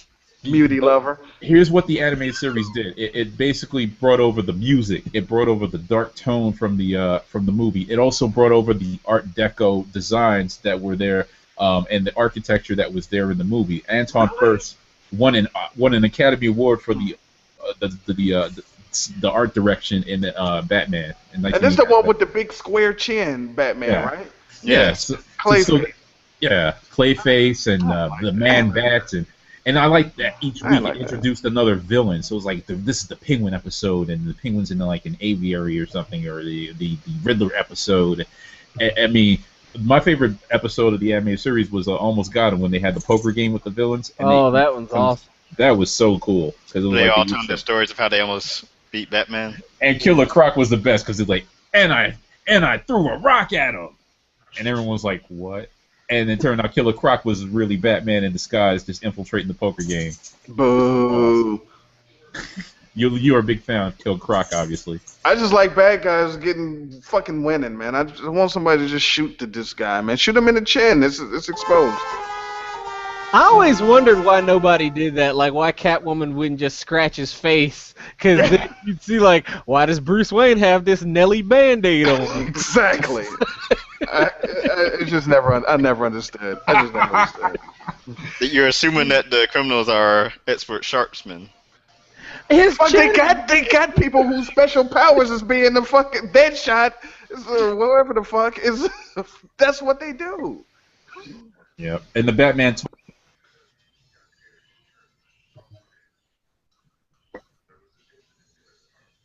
I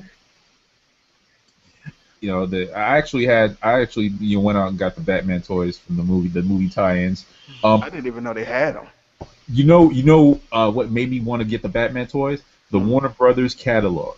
And this was around the time that they had the Warner Brothers, before they had the actual physical studio store, which I think they shut down a few years later.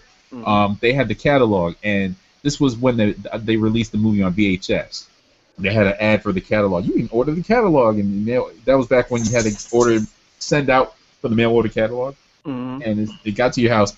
It had all the Batman mugs and all the prints and the artwork and all that stuff, and you could buy that, and it had like the action figures in there. I've never seen them before. I've never seen Yeah. figures from the '89 joint.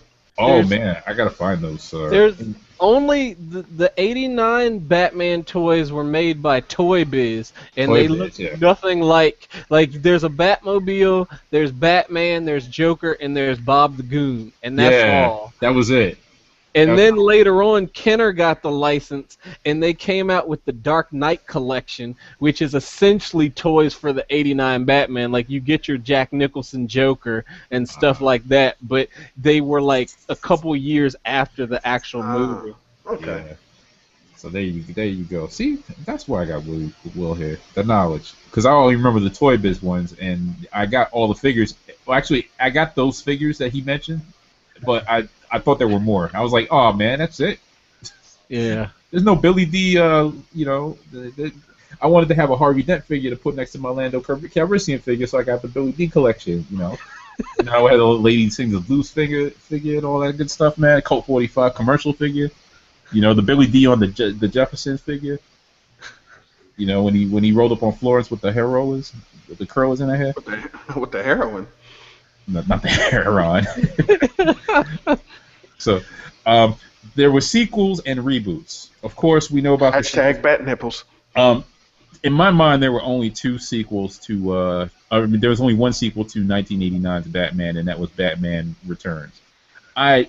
Batman Forever, you can argue that is viable, but as soon as you got to Batman and Robin, and Bat Nipples and all that other good shit, and Seal. No. Yeah.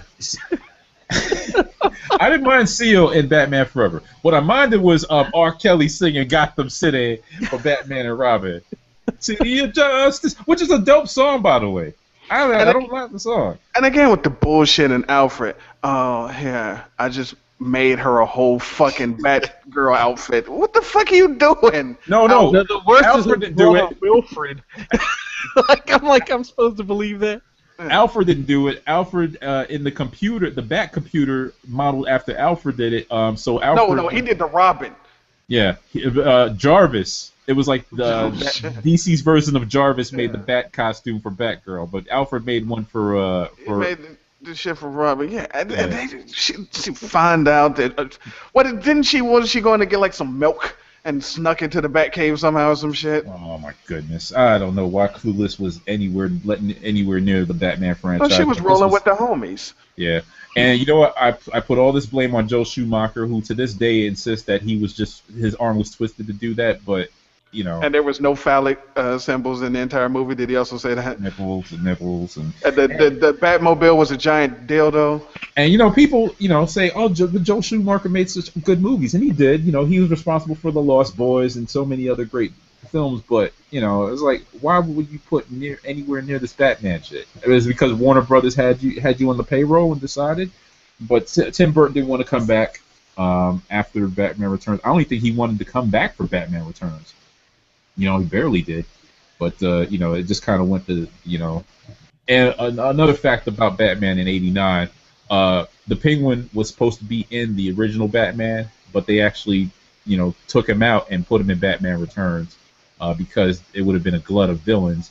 Which even though the Cat and the Penguin worked out as a good marketing and poster and everything, after that, cramming more than one villain in a movie. Yeah. became the wave, the move, but it also became a thing that turned people off from movies. Because the '89 Batman is the only Batman movie to have one villain. Every other Batman movie has more than one villain, including the '60s that had everybody. Oh yeah. But see, they did it the right way with the '60s. Well, the '60s one is more of a TV movie, But it was perfect. I mean, they had to team up. They had to scheme. Mm-hmm. They was tricking Bruce Wayne, and they was tricking Bat. Oh, that's so excellent. You got to watch that movie. That movie is great. We were supposed to do a show on the '60s while we watched it. Yeah, while we watched it. But my man running around with the bomb, and he can't throw it because it's a family of ducks. Oh, not that scene with the bomb. The bomb. I don't know if you guys ever seen that Batman video, and he's like, and he's got the bomb in his hand. With the long wick and the. By the way, they basically lampooned that in The Dark Knight Rises. They did, in fact. And then, of course, bat shark repellent. We won't talk about. Oh, bat shark repellent. That's the other thing about Batman that pissed me off. The utility belt. The utility belt is a big part of Batman, and they didn't really. You know what the utility belt did? It held all of his his handheld toys. So like. But they hung on it. Remember, he had the little capsules. You could go in there and pull out some fucking bat ecstasy. Yeah. Some shit so you could do the bat tootsie. Well, he had of course his batarang. He had his the bat grappling. The bat grappling gun, and he had the smoke capsules, the smoke pellets. Yeah, so, but it wasn't like that. He was like. You saw him rifling through his belt to pull it out or something. You just saw him just throw it. So you were like, oh. Yeah. Otherwise, he was like Schneider from One Day at a Time with the big belt. The bat plunger. Yeah, but back in the day, I think at one point they had on the 60s they had a close up of all the little labels that he had for all this stuff. It was all right, and I'm gonna stop after this. On an episode of the 60s, Batman, the Riddler left a clue. And it was an alphabet soup. And Batman said, luckily, I have my bat alphabet soup decoder. And he pulled out the bat alphabet soup decoder. It was incredible. This is great. 60s joy was everything. Anyway, all right, I'm done. But there was a lot of drugs being consumed in the 60s as well. So you got to remember that, too. Of course. At least in the 60s movie, they retain their personalities, and they're still who they're supposed to be. Like, when you get into the other movies, you get things like, Bane isn't a henchman. Like, Bane shouldn't have been Poison Ivy's, Stoolie. A green-skin henchman, by the way. But he had just broken Batman's back recently. In the comics. Yeah. And then what happened to the Venom? Come on. Oh, my goodness. Yeah. And then, of course, Friend Zone Bane and the Dark Knight Rises and people. Was that his official full title? Yeah, Friend Zone Bane. You've always been such a good friend, Bane. Yeah, that sounds like a my buddy and kid sister tie-in. So that's why he's so mad. I wondered. Yeah. So let's close out the Batman talk. We've gone on it. Of course. I'm just going to gloss over the revolution of comic book movies. We touched on that. The dark, gritty tone, the black leather, having to have the origin story, even the flashbacks, the stunt casting. Hey, ironically, they went with the dark, gritty tone with the Nolan stuff. Yeah. But ironically, the Burton Gotham was scarier. It was darker and scarier. You know why? Because the Gotham that Burton designed or that Anton Furst designed was an homage to the 1930s noir serials. Mm-hmm. So it was a lot of the cathedral and all these grand scapes and scopes. It was kind of like they were if you look at those old movies like the old 30s serial. It was kind of like that scene, and a lot of that was kind of, foreboding and scary, and the music kind of showed that too. Yeah, because nobody was scared of Gotham and the Nolans. It was like, who cares? No one was just like, hey, let's make Chicago cool again, so we'll film it here, and let's make Pittsburgh cool again. We'll film. I think the first one was Pittsburgh, and the second one, no, the first was Chicago, the second was Pittsburgh. No. The last one was Pittsburgh. The last one was shitty. The first two was Chicago. Because Pittsburgh sucks. As a city and a record label. Oh my gosh. And a football team? And a football team. The Pirates are great, though. No. Okay. Batman and Robin. Blah. No. All right, I just checked with my Google sources, and apparently I think we can only have one actual guest on at a time. So I want to thank you for being on. I want to get rid of Tim. No, come on. But thanks for having me, and thank you for all that you've done for me over the years with the free commercials and the plugs and all that jazz.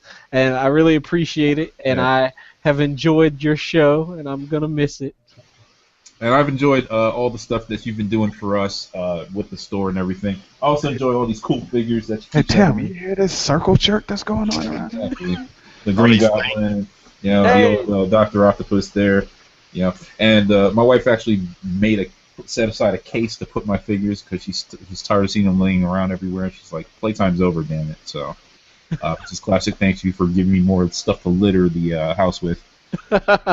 Well, wait till he gets that poison ivy fleshlight. Oh, there you go. I got a shipment coming in Tuesday. That's it. All right, well, thank you again. And keep watching. We're gonna try to get somebody else in here. You could be on my show, Will, since he's kicking you off. Face. Why, thank you. All right, and Will, what was your last appearance on a podcast? Was it Nerd Lunch? It's this one, douche. No, before this one. I think it was Nerd. It was either Nerd Lunch or it was No Topic Required. All right. They were like around the same time. And you're still doing West Week Ever, right? Yes. Where can the folks find that? They can find it at williambrucewest.com every Friday around like 11 a.m. I count down or talk about the biggest things that happened in pop culture that week, and somebody had the West Week Ever.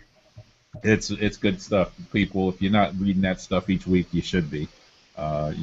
We might be having the West Week Ever because we're going off the air, and so You might be. yeah. So, all right, man. I'll see you down the road, homie. All right, take care, guys. Oh, man, this is sad. It is sad. It's like that scene in Life where everybody started fading away around the. Oh shit! It said I blocked him. I didn't mean to block him. Oh man, you just now he's out of sight, out of mind. You just kicked him to the curb. That is very fucking rude. All right, I wanted to bring someone else in because we got a whole bunch of people that are like, "Oh man, I want to get in here." And you know what? It's gonna be Jim Carrey. Damn, he's bringing in Jim Carrey because he played the Riddler, and he's really bringing in Jim Carrey. They're gonna talk about the new Dumb and Dumber 2 movie. I can't believe this. What a tie-in. Damn, I can't believe this. Everyone's on the show. Yeah. So this is a good time to actually talk about, and you guys can bring this up. Where does Batman, 1989's Batman, rank among comic book movies? Top 5. Wow. Just like that. And what's the reason behind that? Is it just the impact that it's had on other comic book movies? Was it the quality of the movie? Basically, it was Christopher Columbus, the whole game, because it was the impact, and it was first as far as good movie, still top 10, but as far as impact and overall, I put it top 5. I'll put it 5th. Okay, what do you say, Tim? In your opinion? What was the question again? Where does Batman rank? 1989's Batman rank among all-time comic book movies or superhero movies? Good question. I still look at it as the pioneer of the things that would come in the late '90s and early 2000s, like even before, like for Marvel with Blade. Even though people don't realize that's a comic book movie, and getting things like the Spider-Man and X-Men movies off the ground. It definitely did a good thing for Warner Brothers because they just keep pumping out these Batman movies over and over again. Well, all right then. Apparently I lied. I can invite more people. Oh, you really dissed that dude like that. Yeah, I couldn't figure out how to do it. I was like, what? But I wanted to give people equal time. We got Brent from Georgia on the line with us. Oh, cool. Can we get one last Tim fight? Go Wildcats! And of course, the people. And this is the part where we're pretty much done with the Cold Slither Batman talk. We're gonna get to some Cold Slither memories, unless Brent has something to say about Batman. But we're gonna get into some Cold Slither memories. Brent from Georgia is with us, folks. Friend of the show. He was on the NWO Cold Slither for Life episode. He's also a founding member of the Wrestlecast. Brent, what you been up to? What's going on? Good to see you again, bro. Everything is good. Can you hear me? We can hear you loud and clear, my man. Everything is so wonderful. I'm just so happy to be here on the very last episode of the mothership. That is, if you will. Oh shit, we gonna get some pay window? That is the Cold Slither Podcast. I would just like to say that it as much as it pains me because I love LeBron and I think he is a great champion, world champion, I must congratulate the San Antonio Spurs for getting to the pay window, baby, if you will. if you will. Now, I'm not giving a congratulations to all those fake Spurs fans because we do know who your real daddy is, baby.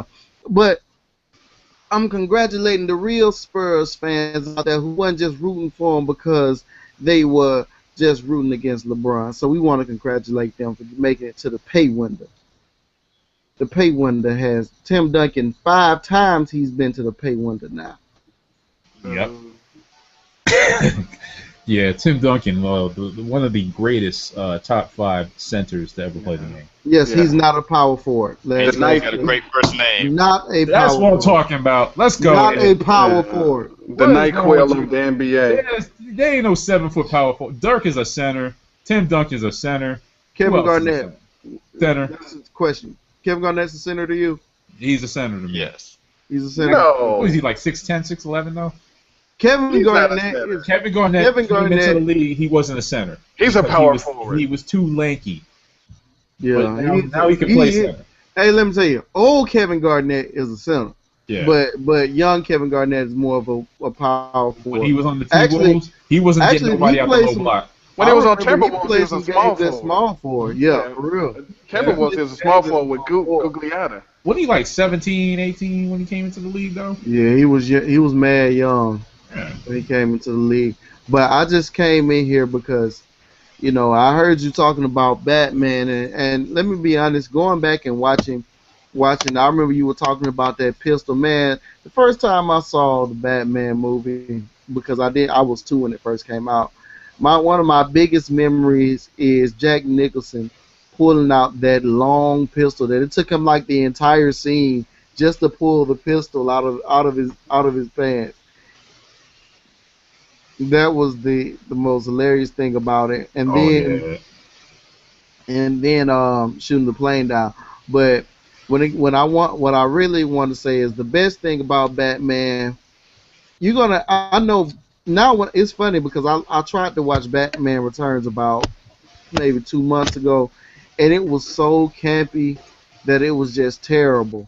Mhm. But the great thing about it was the Batman movie seemed to be like the perfect blend of bringing in people who were fans of that 60s Batman and bringing in people who read comic books and who were a fan of a darker tone Batman. Mhm. But Batman Return produced one of the highlights of my life when I was a little boy. My daddy, he used to go off and preach on the revivals, and he would always bring me back a Batman from Batman Returns. So I got Laser Batman.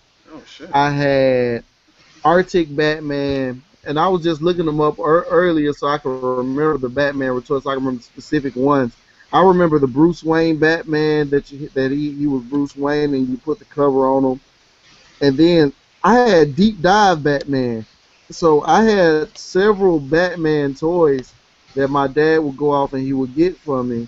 And that's probably the best thing about the Batman Return series is that there were so many toys that you got off of that Batman line.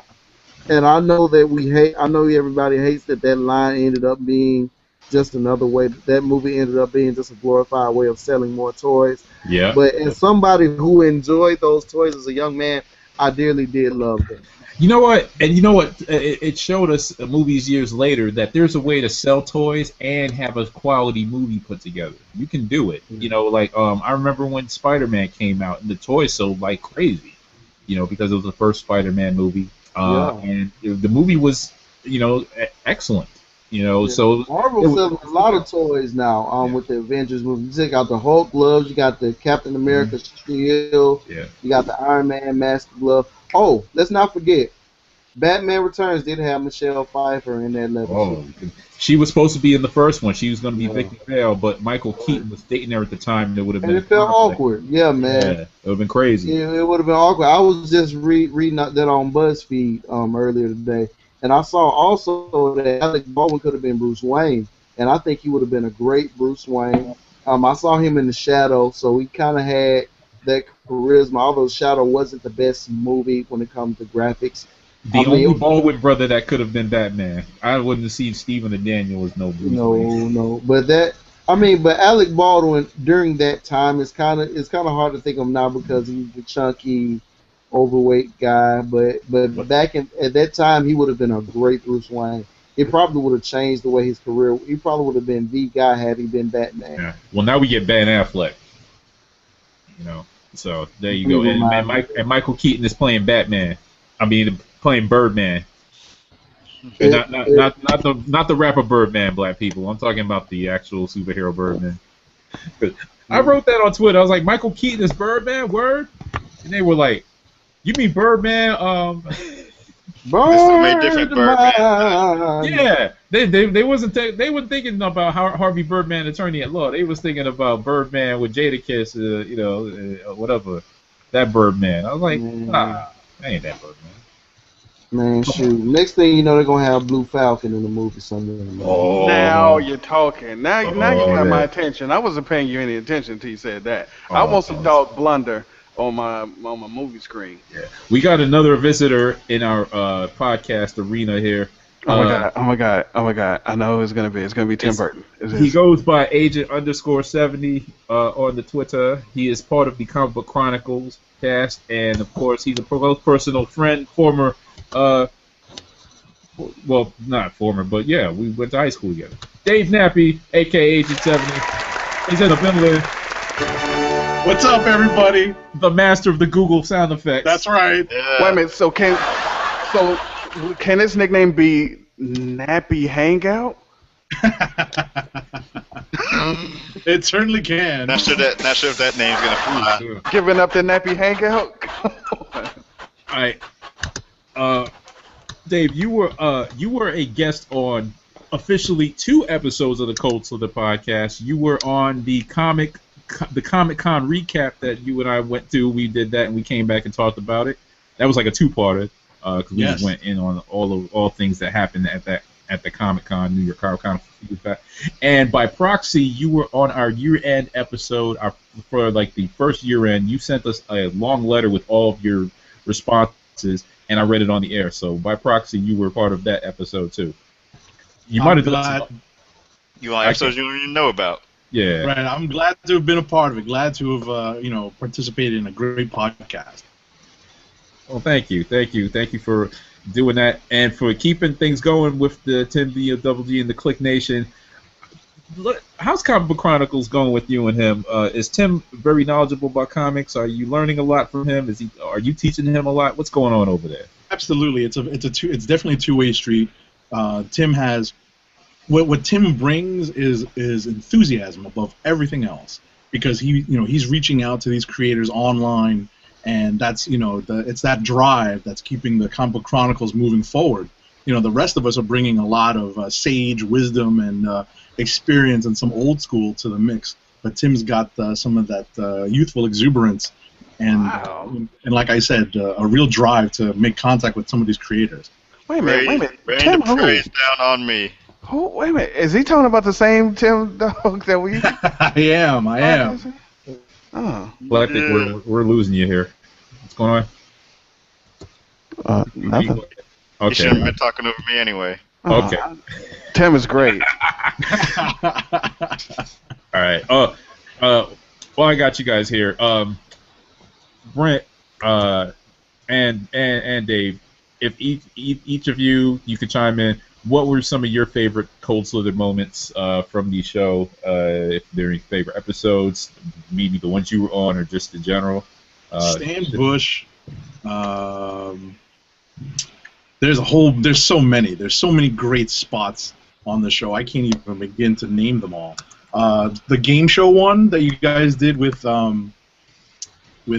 podcast. They're gonna hate me for this. Their podcast is slipping my mind just now. Underscoop Fire? Yes, Underscoop Fire. The game show one was awesome.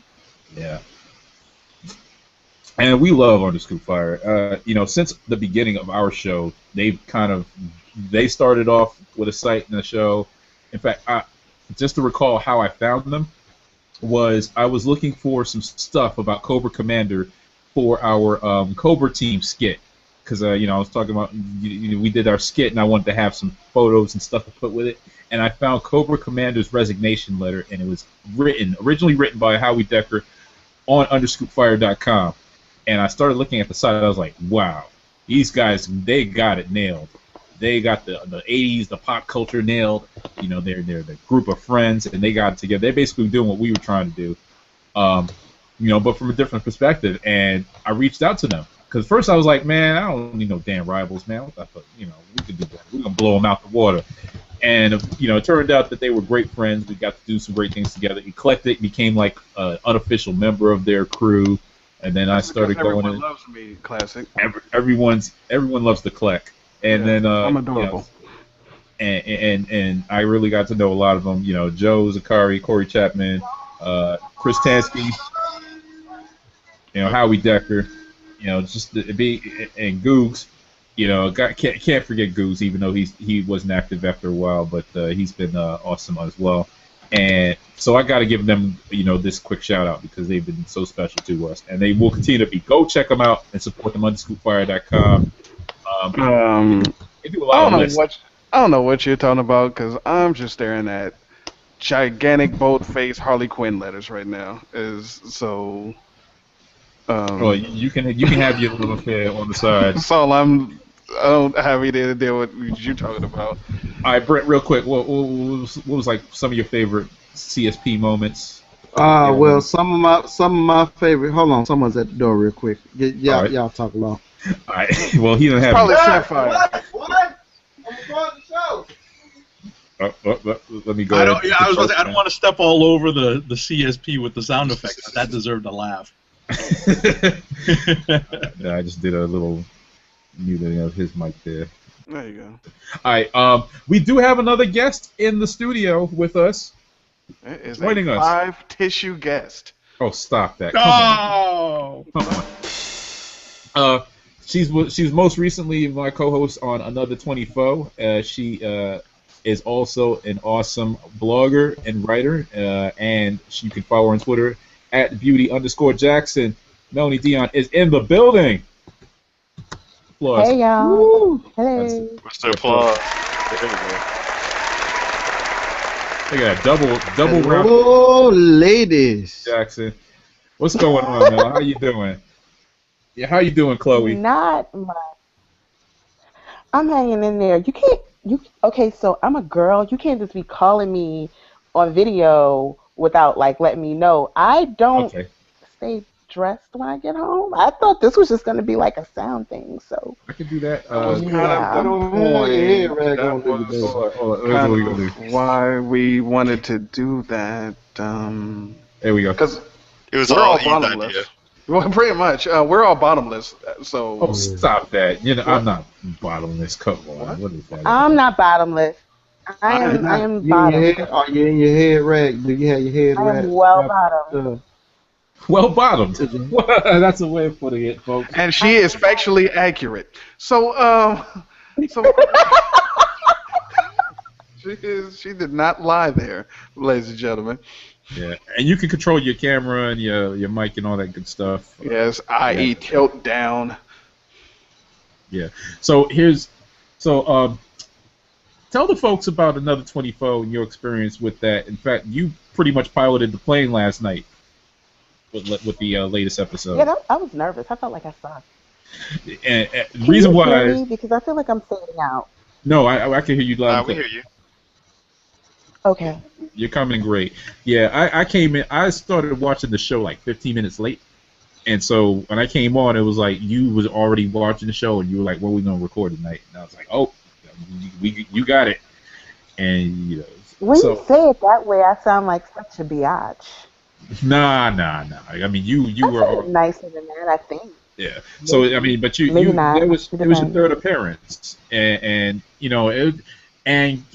so we worked together on Another 24. You was a guest on Classic Team Up. We did a 2-part episode on that. You're basically getting a nice podcast resume together there. Well, she won't do my show. What you never asked me to do your show, and I'm a little offended.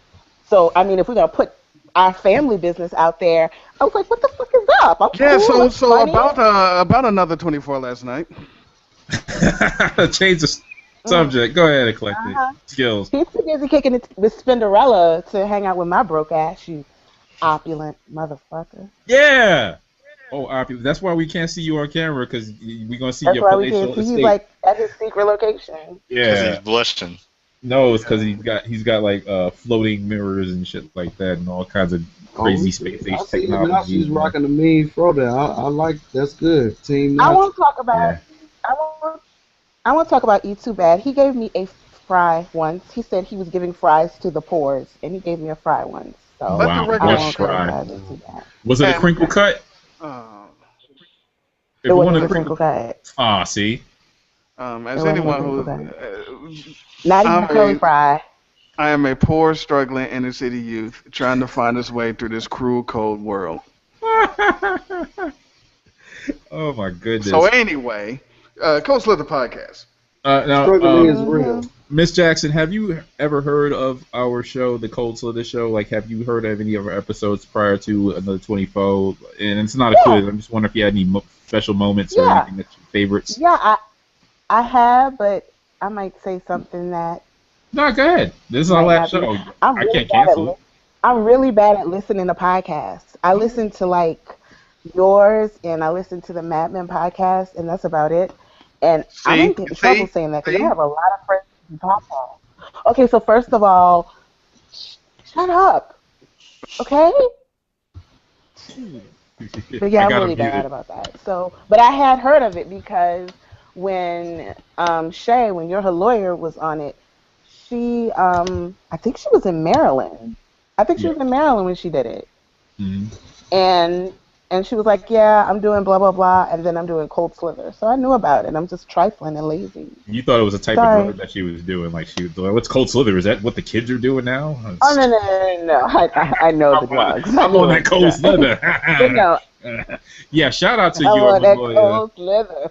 Yeah, she was our first guest, and Yeah. and turned out to be so awesome. Still is. If it helps, I downloaded some episodes that I never listened to. So Do it, my heart yeah. is good.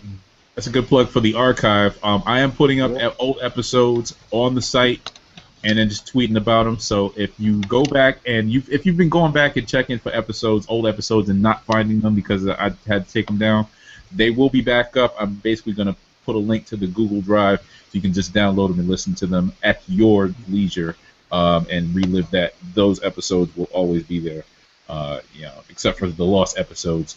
But we ain't going to talk about those. You know, Classic. Who lost the I episode? Really I want to know. I really did enjoy the episode. I think you all were talking about the 80s NBA. Yeah. I think you were talking about some of the rivalries of the 80s NBA, and I love the one where you were talking about, aside from the episode I was on, where you were talking about the micro machines and the Hot Wheels, and talking about all the cars of the 80s, all the toy cars, and talking about how some cars were better than the others. That really I enjoyed that episode a lot too. Hey, Eclectic, I hope you can unmute yourself because I can't unmute you. Yeah, click on his picture again.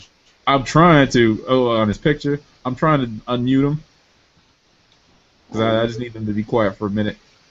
But He's it's not gonna letting me do it. subjugate you for this. Yeah, he is. No, I just muted him. All right. Pipe bomb. Damn. I think we're both clicking at the same time. Let me let it go, and Eclectic, you just unmute yourself there. You are free. No, he's not free yet. He on that CM And Punk right now. unmute. He's like, God damn it. Unmute. Why you do this to me, Classic? Uh, This is what happens when you don't practice control panel, folks. Eclectic is now protesting. Yes. Nah, because I could do it myself, but it's not like responding to me. Anyway, in any case, folks, you know what? It's a good time to get into this because we got people here for it. And Tim, apologies to you. We're not going to do the CSNN because there's too much damn news to talk about, and we've been Good, because I didn't collect any. I figured as much.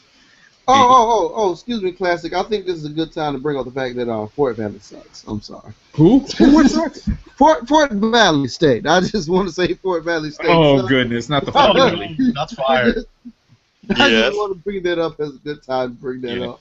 Oh man, E, I'm trying to bring you back. We'll see you in November. Yeah, we will. I almost wore my t-shirt for the show. Yeah, good thing you didn't. I gotta bring. But we actually did get a chance. I don't know if Tim told you this, but we actually did get a chance to meet up at last year's Found City Classic, and since my team came away with the W, it was a very good meeting for me. Yep, it's always good time to meet the man, the myth, the legend himself. Yeah. And this year we will get the victory. Yeah, you are the man, the myth, and the legend, but this year you are also the loser. Oh goodness, y'all still with that rivalry there? So who won the game this year? The Classic. The Albany State University. Y'all won it? Yes, we did. They got lucky this year. Shouts out to my fellow alumni, last name Turner. Mm-hmm. But yeah, we'll see you again in November. We will. I'll be looking forward to that meeting. Wait a minute. Did Eclectik leaving? Did he just protest? Did he walk out and protest? No, I'm rebooting him because for some reason I couldn't unmute him, so I'm trying to just basically bring him back. Yeah, although he's probably like, yeah. You know what? But let's get into one of our time-honored segments. This is a good time to do it, and in fact, I want to try to get Eclectik back in here. But Tim, yes. Let's get into some Shark to Cockpit. Yeah!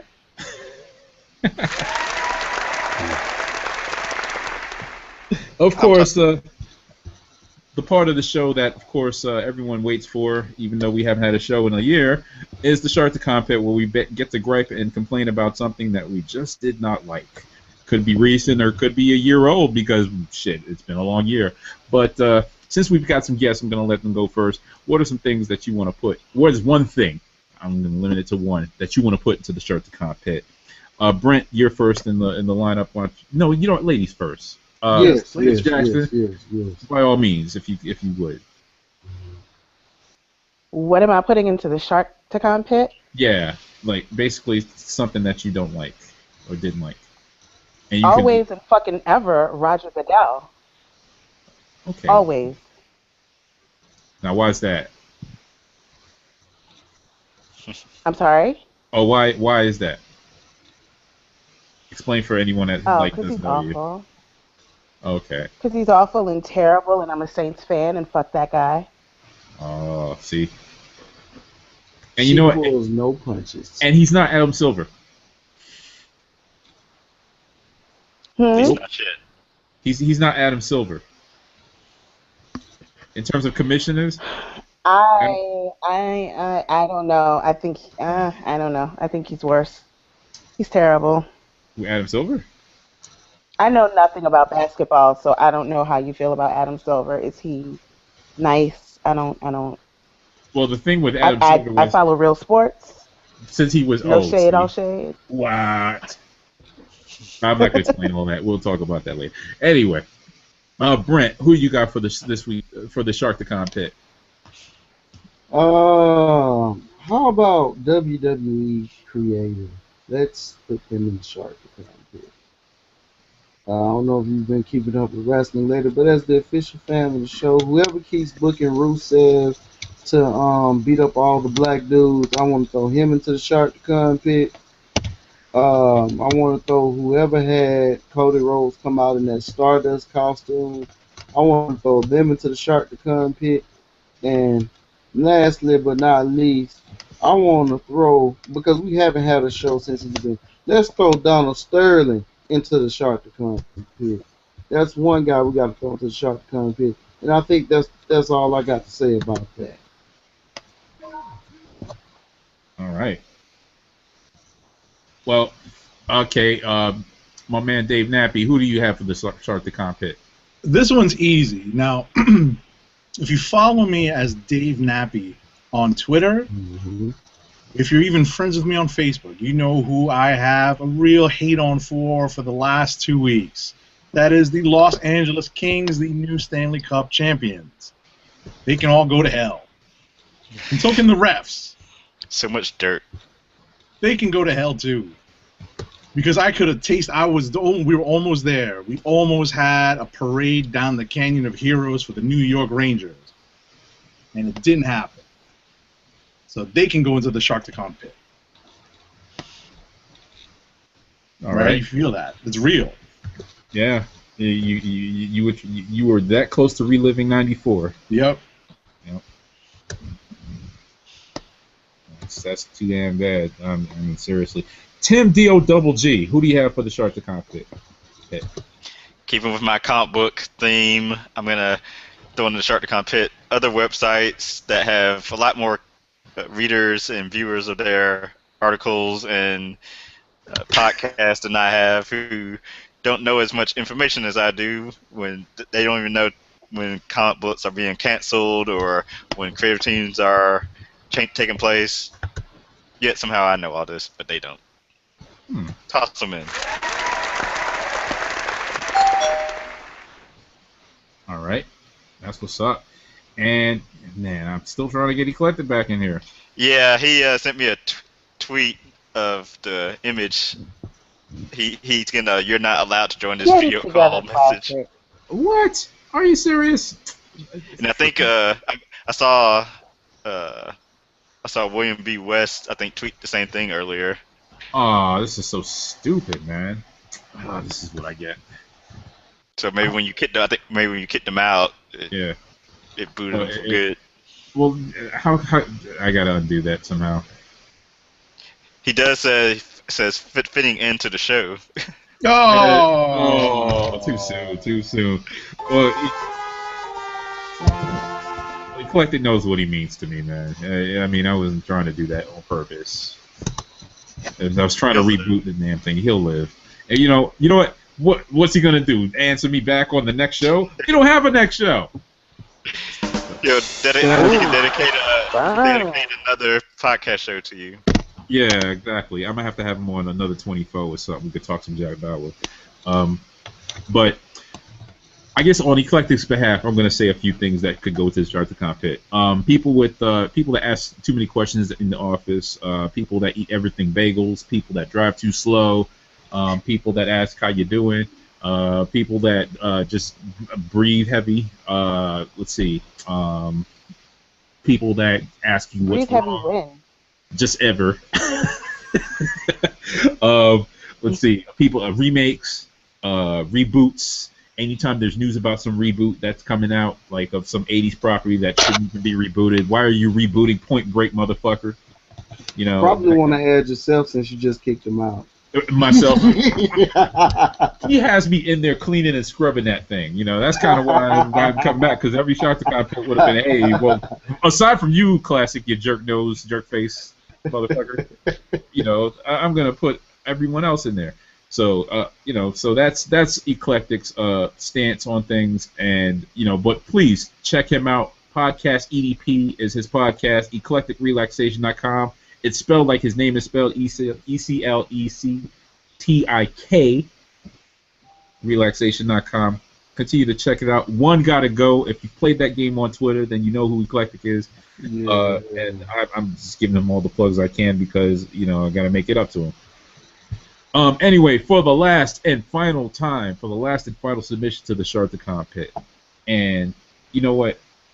I wanted to put so many things in there in the last year. Obviously, Michael Bay is a good contender because he's basically continuing to make money off Transformers, even though he's ruined it for everybody. Now he's starting to do the same shit for Ninja Turtles. We had an actual guest on the show that was trying so hard.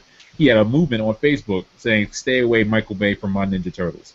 And now we're going to get a white shredder and all kinds of other shit that we don't need to be having in the Ninja Turtles. But hey, the kids love it, and they're going to sell toys, so let's let them have it. This is not our generation anymore, folks. We're too old for that shit, apparently, so let them have it. So I can't put Michael Bay in, although as much as I like to. I cannot put in reboots and remakes, because some of them actually do work out, and I actually am trying to pitch a Gremlins reboot, or not a reboot, but a sequel. Look for that soon on the coldslitherpodcast.com website. You people are like, what the hell? But if you want to hear my ideas for Gremlins 3... I was just praising to my sister that there wasn't a Gremlins reboot. I'm really happy about that. I don't want a reboot. I want a sequel. I want an actual sequel. If you want to hear my ideas nothing. If you want to hear my ideas for Gremlins 3, check out the Nerd Lunch podcast. I was a guest on that. You can find that on the Cold Slither podcast site. Go to nerdlunch.blogspot.com. I'm their latest guest this week until they post something else up. So check that out. And as much as I have no people from the state, and as much as I have family from the state, and as nice and great weather as the state has, Florida, y'all got to go. Oh, Florida. The whole damn state got to go. I'm sorry. I don't care that they have Universal Studios, and they've got Disney, and they've got, Kissimmee St. Cloud, and all these, Tampa, and Miami, First off, I don't like Miami, the Heat, the city, the LeBron James, or any of that stuff, because I just don't. And people go, oh, you a LeBron hater. Nah, I'm a Knicks fan, and he didn't choose my team. And, yeah, if I feel salty or butthurt or whatever you want to call me, fine. But I ain't supposed to like nobody else, because that's what old school fans are. If you think that you're a LeBron fan and you want to wear your headband low, whatever, yeah, shots fired, then go ahead and do that. But this is my last podcast, so what you going to do? But in any case, because of that, because of all the crazy stuff y'all got in the news, and because y'all let George Zimmerman off for shooting a black teenager, then y'all deserve everything you get when Bugs Bunny comes and saws the state off and lets it go floating into the Atlantic Ocean. Fuck Florida. Fuck all y'all. Feed them to the Sharkticons. And that's the part where I play the Sharkticon music, blah, blah, blah, whatever. Yeah. I miss that. I miss it too. And I'm gonna add it to this final show. I'm gonna do the edits and everything. So final shouts out, because we got we're closing, and we're like really closing on our real deadline here, and we've got like a few viewers left. Shouts out to everybody that's in the chat: Sharif Jackson, Stacy Bird, Roddy Cat is in the chat. Who else is in the chat? Rodney Love is in the chat. Brenda Stacy, Damian Green, the Honey Badger is in the chat. All of you, applause. Eclectik is in the chat. Eclectik, I love you. I'm sorry, homie. Yeah, we did do E like President Hella. We gave a shout about the helicopter. The helicopter. Jason Gross was in the chat. Rediscoverthe80s.com. Check them out. Shantae was in the chat. Shantae Fabulous. She was on our nudity episode. Don't worry, she didn't. Damian Green. Yeah, I said Damian Green. Chris Tansky. Hashtag Sism. William Bruce West. Shout out to him. Shout out to so many different people. Brett, Dave, Mel. If you guys want to give some shouts out, but shout out to y'all. Y'all have the floor. Let me be the first. I want to give a shout out to my partner. Lance Gilliam, who is my partner on the Recon podcast that we will be relaunching soon, and we know that Classick and Tim Dogg will be guests soon, and especially you, Dave, and Melanie. I'd love to have you on when we relaunch. And let me shout out let's shout out the Holtz though. We got to shout out the Holt twins, man. Those people. I got to give a big shout out to them. Keith and Keisha. Oh yes, the Ring Time, the brother and sister tag team of wrestling podcasts. If you're not checking out ringtimeprowrestling.com and their podcast, and they recap everything, WWE, NXT, TNA, and they really get into it. They're doing a great job there, and I'm so proud of the both of them. Shouts out to this white PS4 that's coming out, and also shout out to Brandon Michael Murphy. I ain't heard from him in a long time. If you hear this, Brandon, you need to hit me up on Twitter, on Skype or something, because you've been a ghost for about 2 years now. We need to know you're alive, bro. Oh, he's alive. Oh He's yeah, he always was, checking in on Facebook. and he was a Alright. recent guest on Another 24. I think Mel, me, you, and him did an episode together. Yes, he is Yeah, delightfully 2 weeks awful. Yeah, you will. I don't really watch another 24. But if you want to review Game of Thrones, or you ever get into reviewing some action movies or whatnot, I'll be down. Yes. I am Game of Thrones bananas. What? Dude, man, it's so funny. I had to react to dude. It was this guy posted this meme, with Chris Brown singing "These hoes ain't loyal." And you see Tywin coming in and see Shay and Tyrion walking in and seeing Shay in Tyrion's bed. Man, that was so That funny. was so dope. Tywin, I've been waiting Tywin. for this episode for a minute. You must read the books. I do, yeah. I don't read the book. And I can't believe that, that the dot didn't die. Oh, you don't read the book? So the people who read the books, you know what I mean, because they were supposed to show something at the end and they didn't, and it's going to be great. And that's all. I don't do spoilers, but you're going to love it if you watch the show. Yeah, I mean, they already pretty much, because people already pretty much spoiled the fact that the poison was the necklace for me. And they tried to present it as a theory instead of saying we read the books, which is the part that I hate the most, because they pretty much told me. And I just hate the fact that nobody, Granny Lynn I love Granny Lynn. I call her Grandma Lynn. That's just I love Grandma Lynn. Yeah. Or Lena Tyrell. That's Grandma Lynn. I mean, she gonna always be Grandma Lynn. Because she is that grandmama that. She was even funnier in the. I try not to be that person and I let people just enjoy the show, but she was even funnier in the books. Like there is things like dialogue that she had in the at the Purple Wedding when Joffrey died that was just hilarious. Man, it was so funny when she was like, "You see, I'm choking. Help the baby. Help that baby." Y'all see him choking? All right, guys, I'm back. I obviously drank too many beers. So, just to move on, Dave, Mel, just in the interest of time, I'm just going to go right to Tim and me in terms of final words and shouts out. But thank y'all for coming, as well as you, Brent. But Tim, any last words or shouts out that you want to give?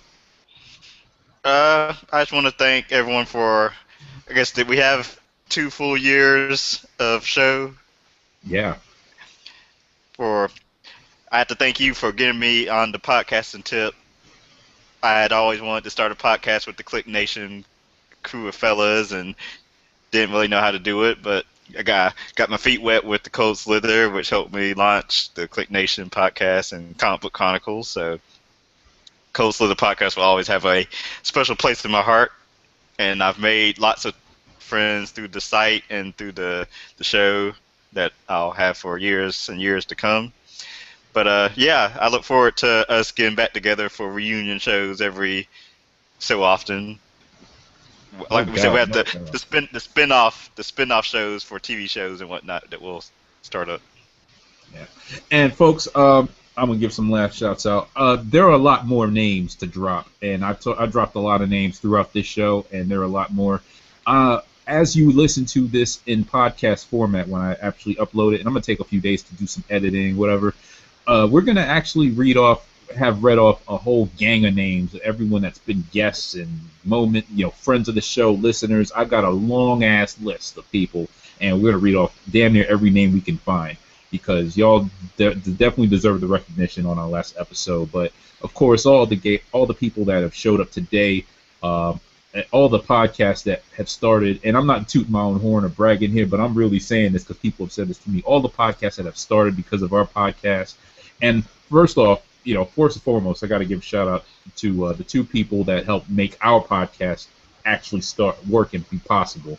Rodimus Prawn and Rashani from the Black Guy Who Tips and the Civil Simulcast shows, because without them, I wouldn't have even known what to do, and they encouraged me to basically just move forward, because I only came to them and said, I want to do podcasts. That's all I said, and they said, here's what you do. They didn't even say, give me no money, or, I don't waste my time or none of that stuff. So they were really open about that.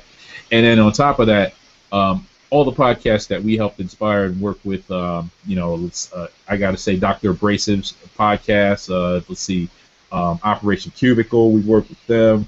We worked with, of course, I'm losing. Ring Time Pro Wrestling, which was already established by the time we started. What's the Tea? If you're not listening to the What's the Tea podcast, Ju and Reg, they are funny as hell. Check them out. I think their podcast feed is on our Cold Slither podcast site. But a great show. Go ahead and subscribe to them on Podomatic. They're great. Nick Ju is just wonderful. She's been a great follower, fan of the show, member of our crew. She'll always be a member of our crew. And look, I'm not gonna start shedding tears or nothing like that, but I do. It is kind of bittersweet. This is ending. The show again is ending, but the site will always be there, and we'll always have a Cold Slither podcast.com, and all of our podcasts, anything we do, any project will be under that banner. So keep listening for another 24. I might bring back the Classick team up. I'm gonna bring back some other things. I might, bring back some old friends, new friends, etc. Because we like doing this. Again, shout out to all these different other shows out there. Gaming and Then Some is a great podcast. If you're not checking that out, go check that out with the Womb God. Where's My 40 Acres and the crew over there is doing some great things. Gosh, so many. But and then a lot of the friends of the show too. Lamar the Revenger. I keep saying this person's our number one fan. That person officially, he has been our number one fan. Dean Schaefer has stuck out for us. He's listened to every show. He favorites every tweet, every Facebook post. He's on us every day. The whole year we were going, he was still like, I wish I had Cold Slither back. And we're glad we could give you that, even just for one day. You say you owe us a beer. We owe you a shitload of beers, a beer truck on your front door, and we're going to come through for you on that. But thank you so much, man. It's been very encouraging. Underscoop Fire and their crew. Tim Dogg, I thank you for answering the call when I was trying to get a third host, and you basically just stepped up and said, "Hell yeah, I'd do it," and it was great balance to us. Eclectik, who basically we came up with this idea together, and he basically just came up with the logo, the site, everything else. So, I mean, he really made this show happen and this site happen, and I can't even thank myself because all I did was just show up and just host and say funny stuff like the universal greeting. Stan Bush, and then finally, shout out to Mrs. Classick and Spider Dog because they put up with all this. Well, Spider Dog, I even have to shout her out, but she's been here every time I do a show. She's just sitting there waiting for me to feed her or take her for a walk or something. So she's been neglected for like two seasons.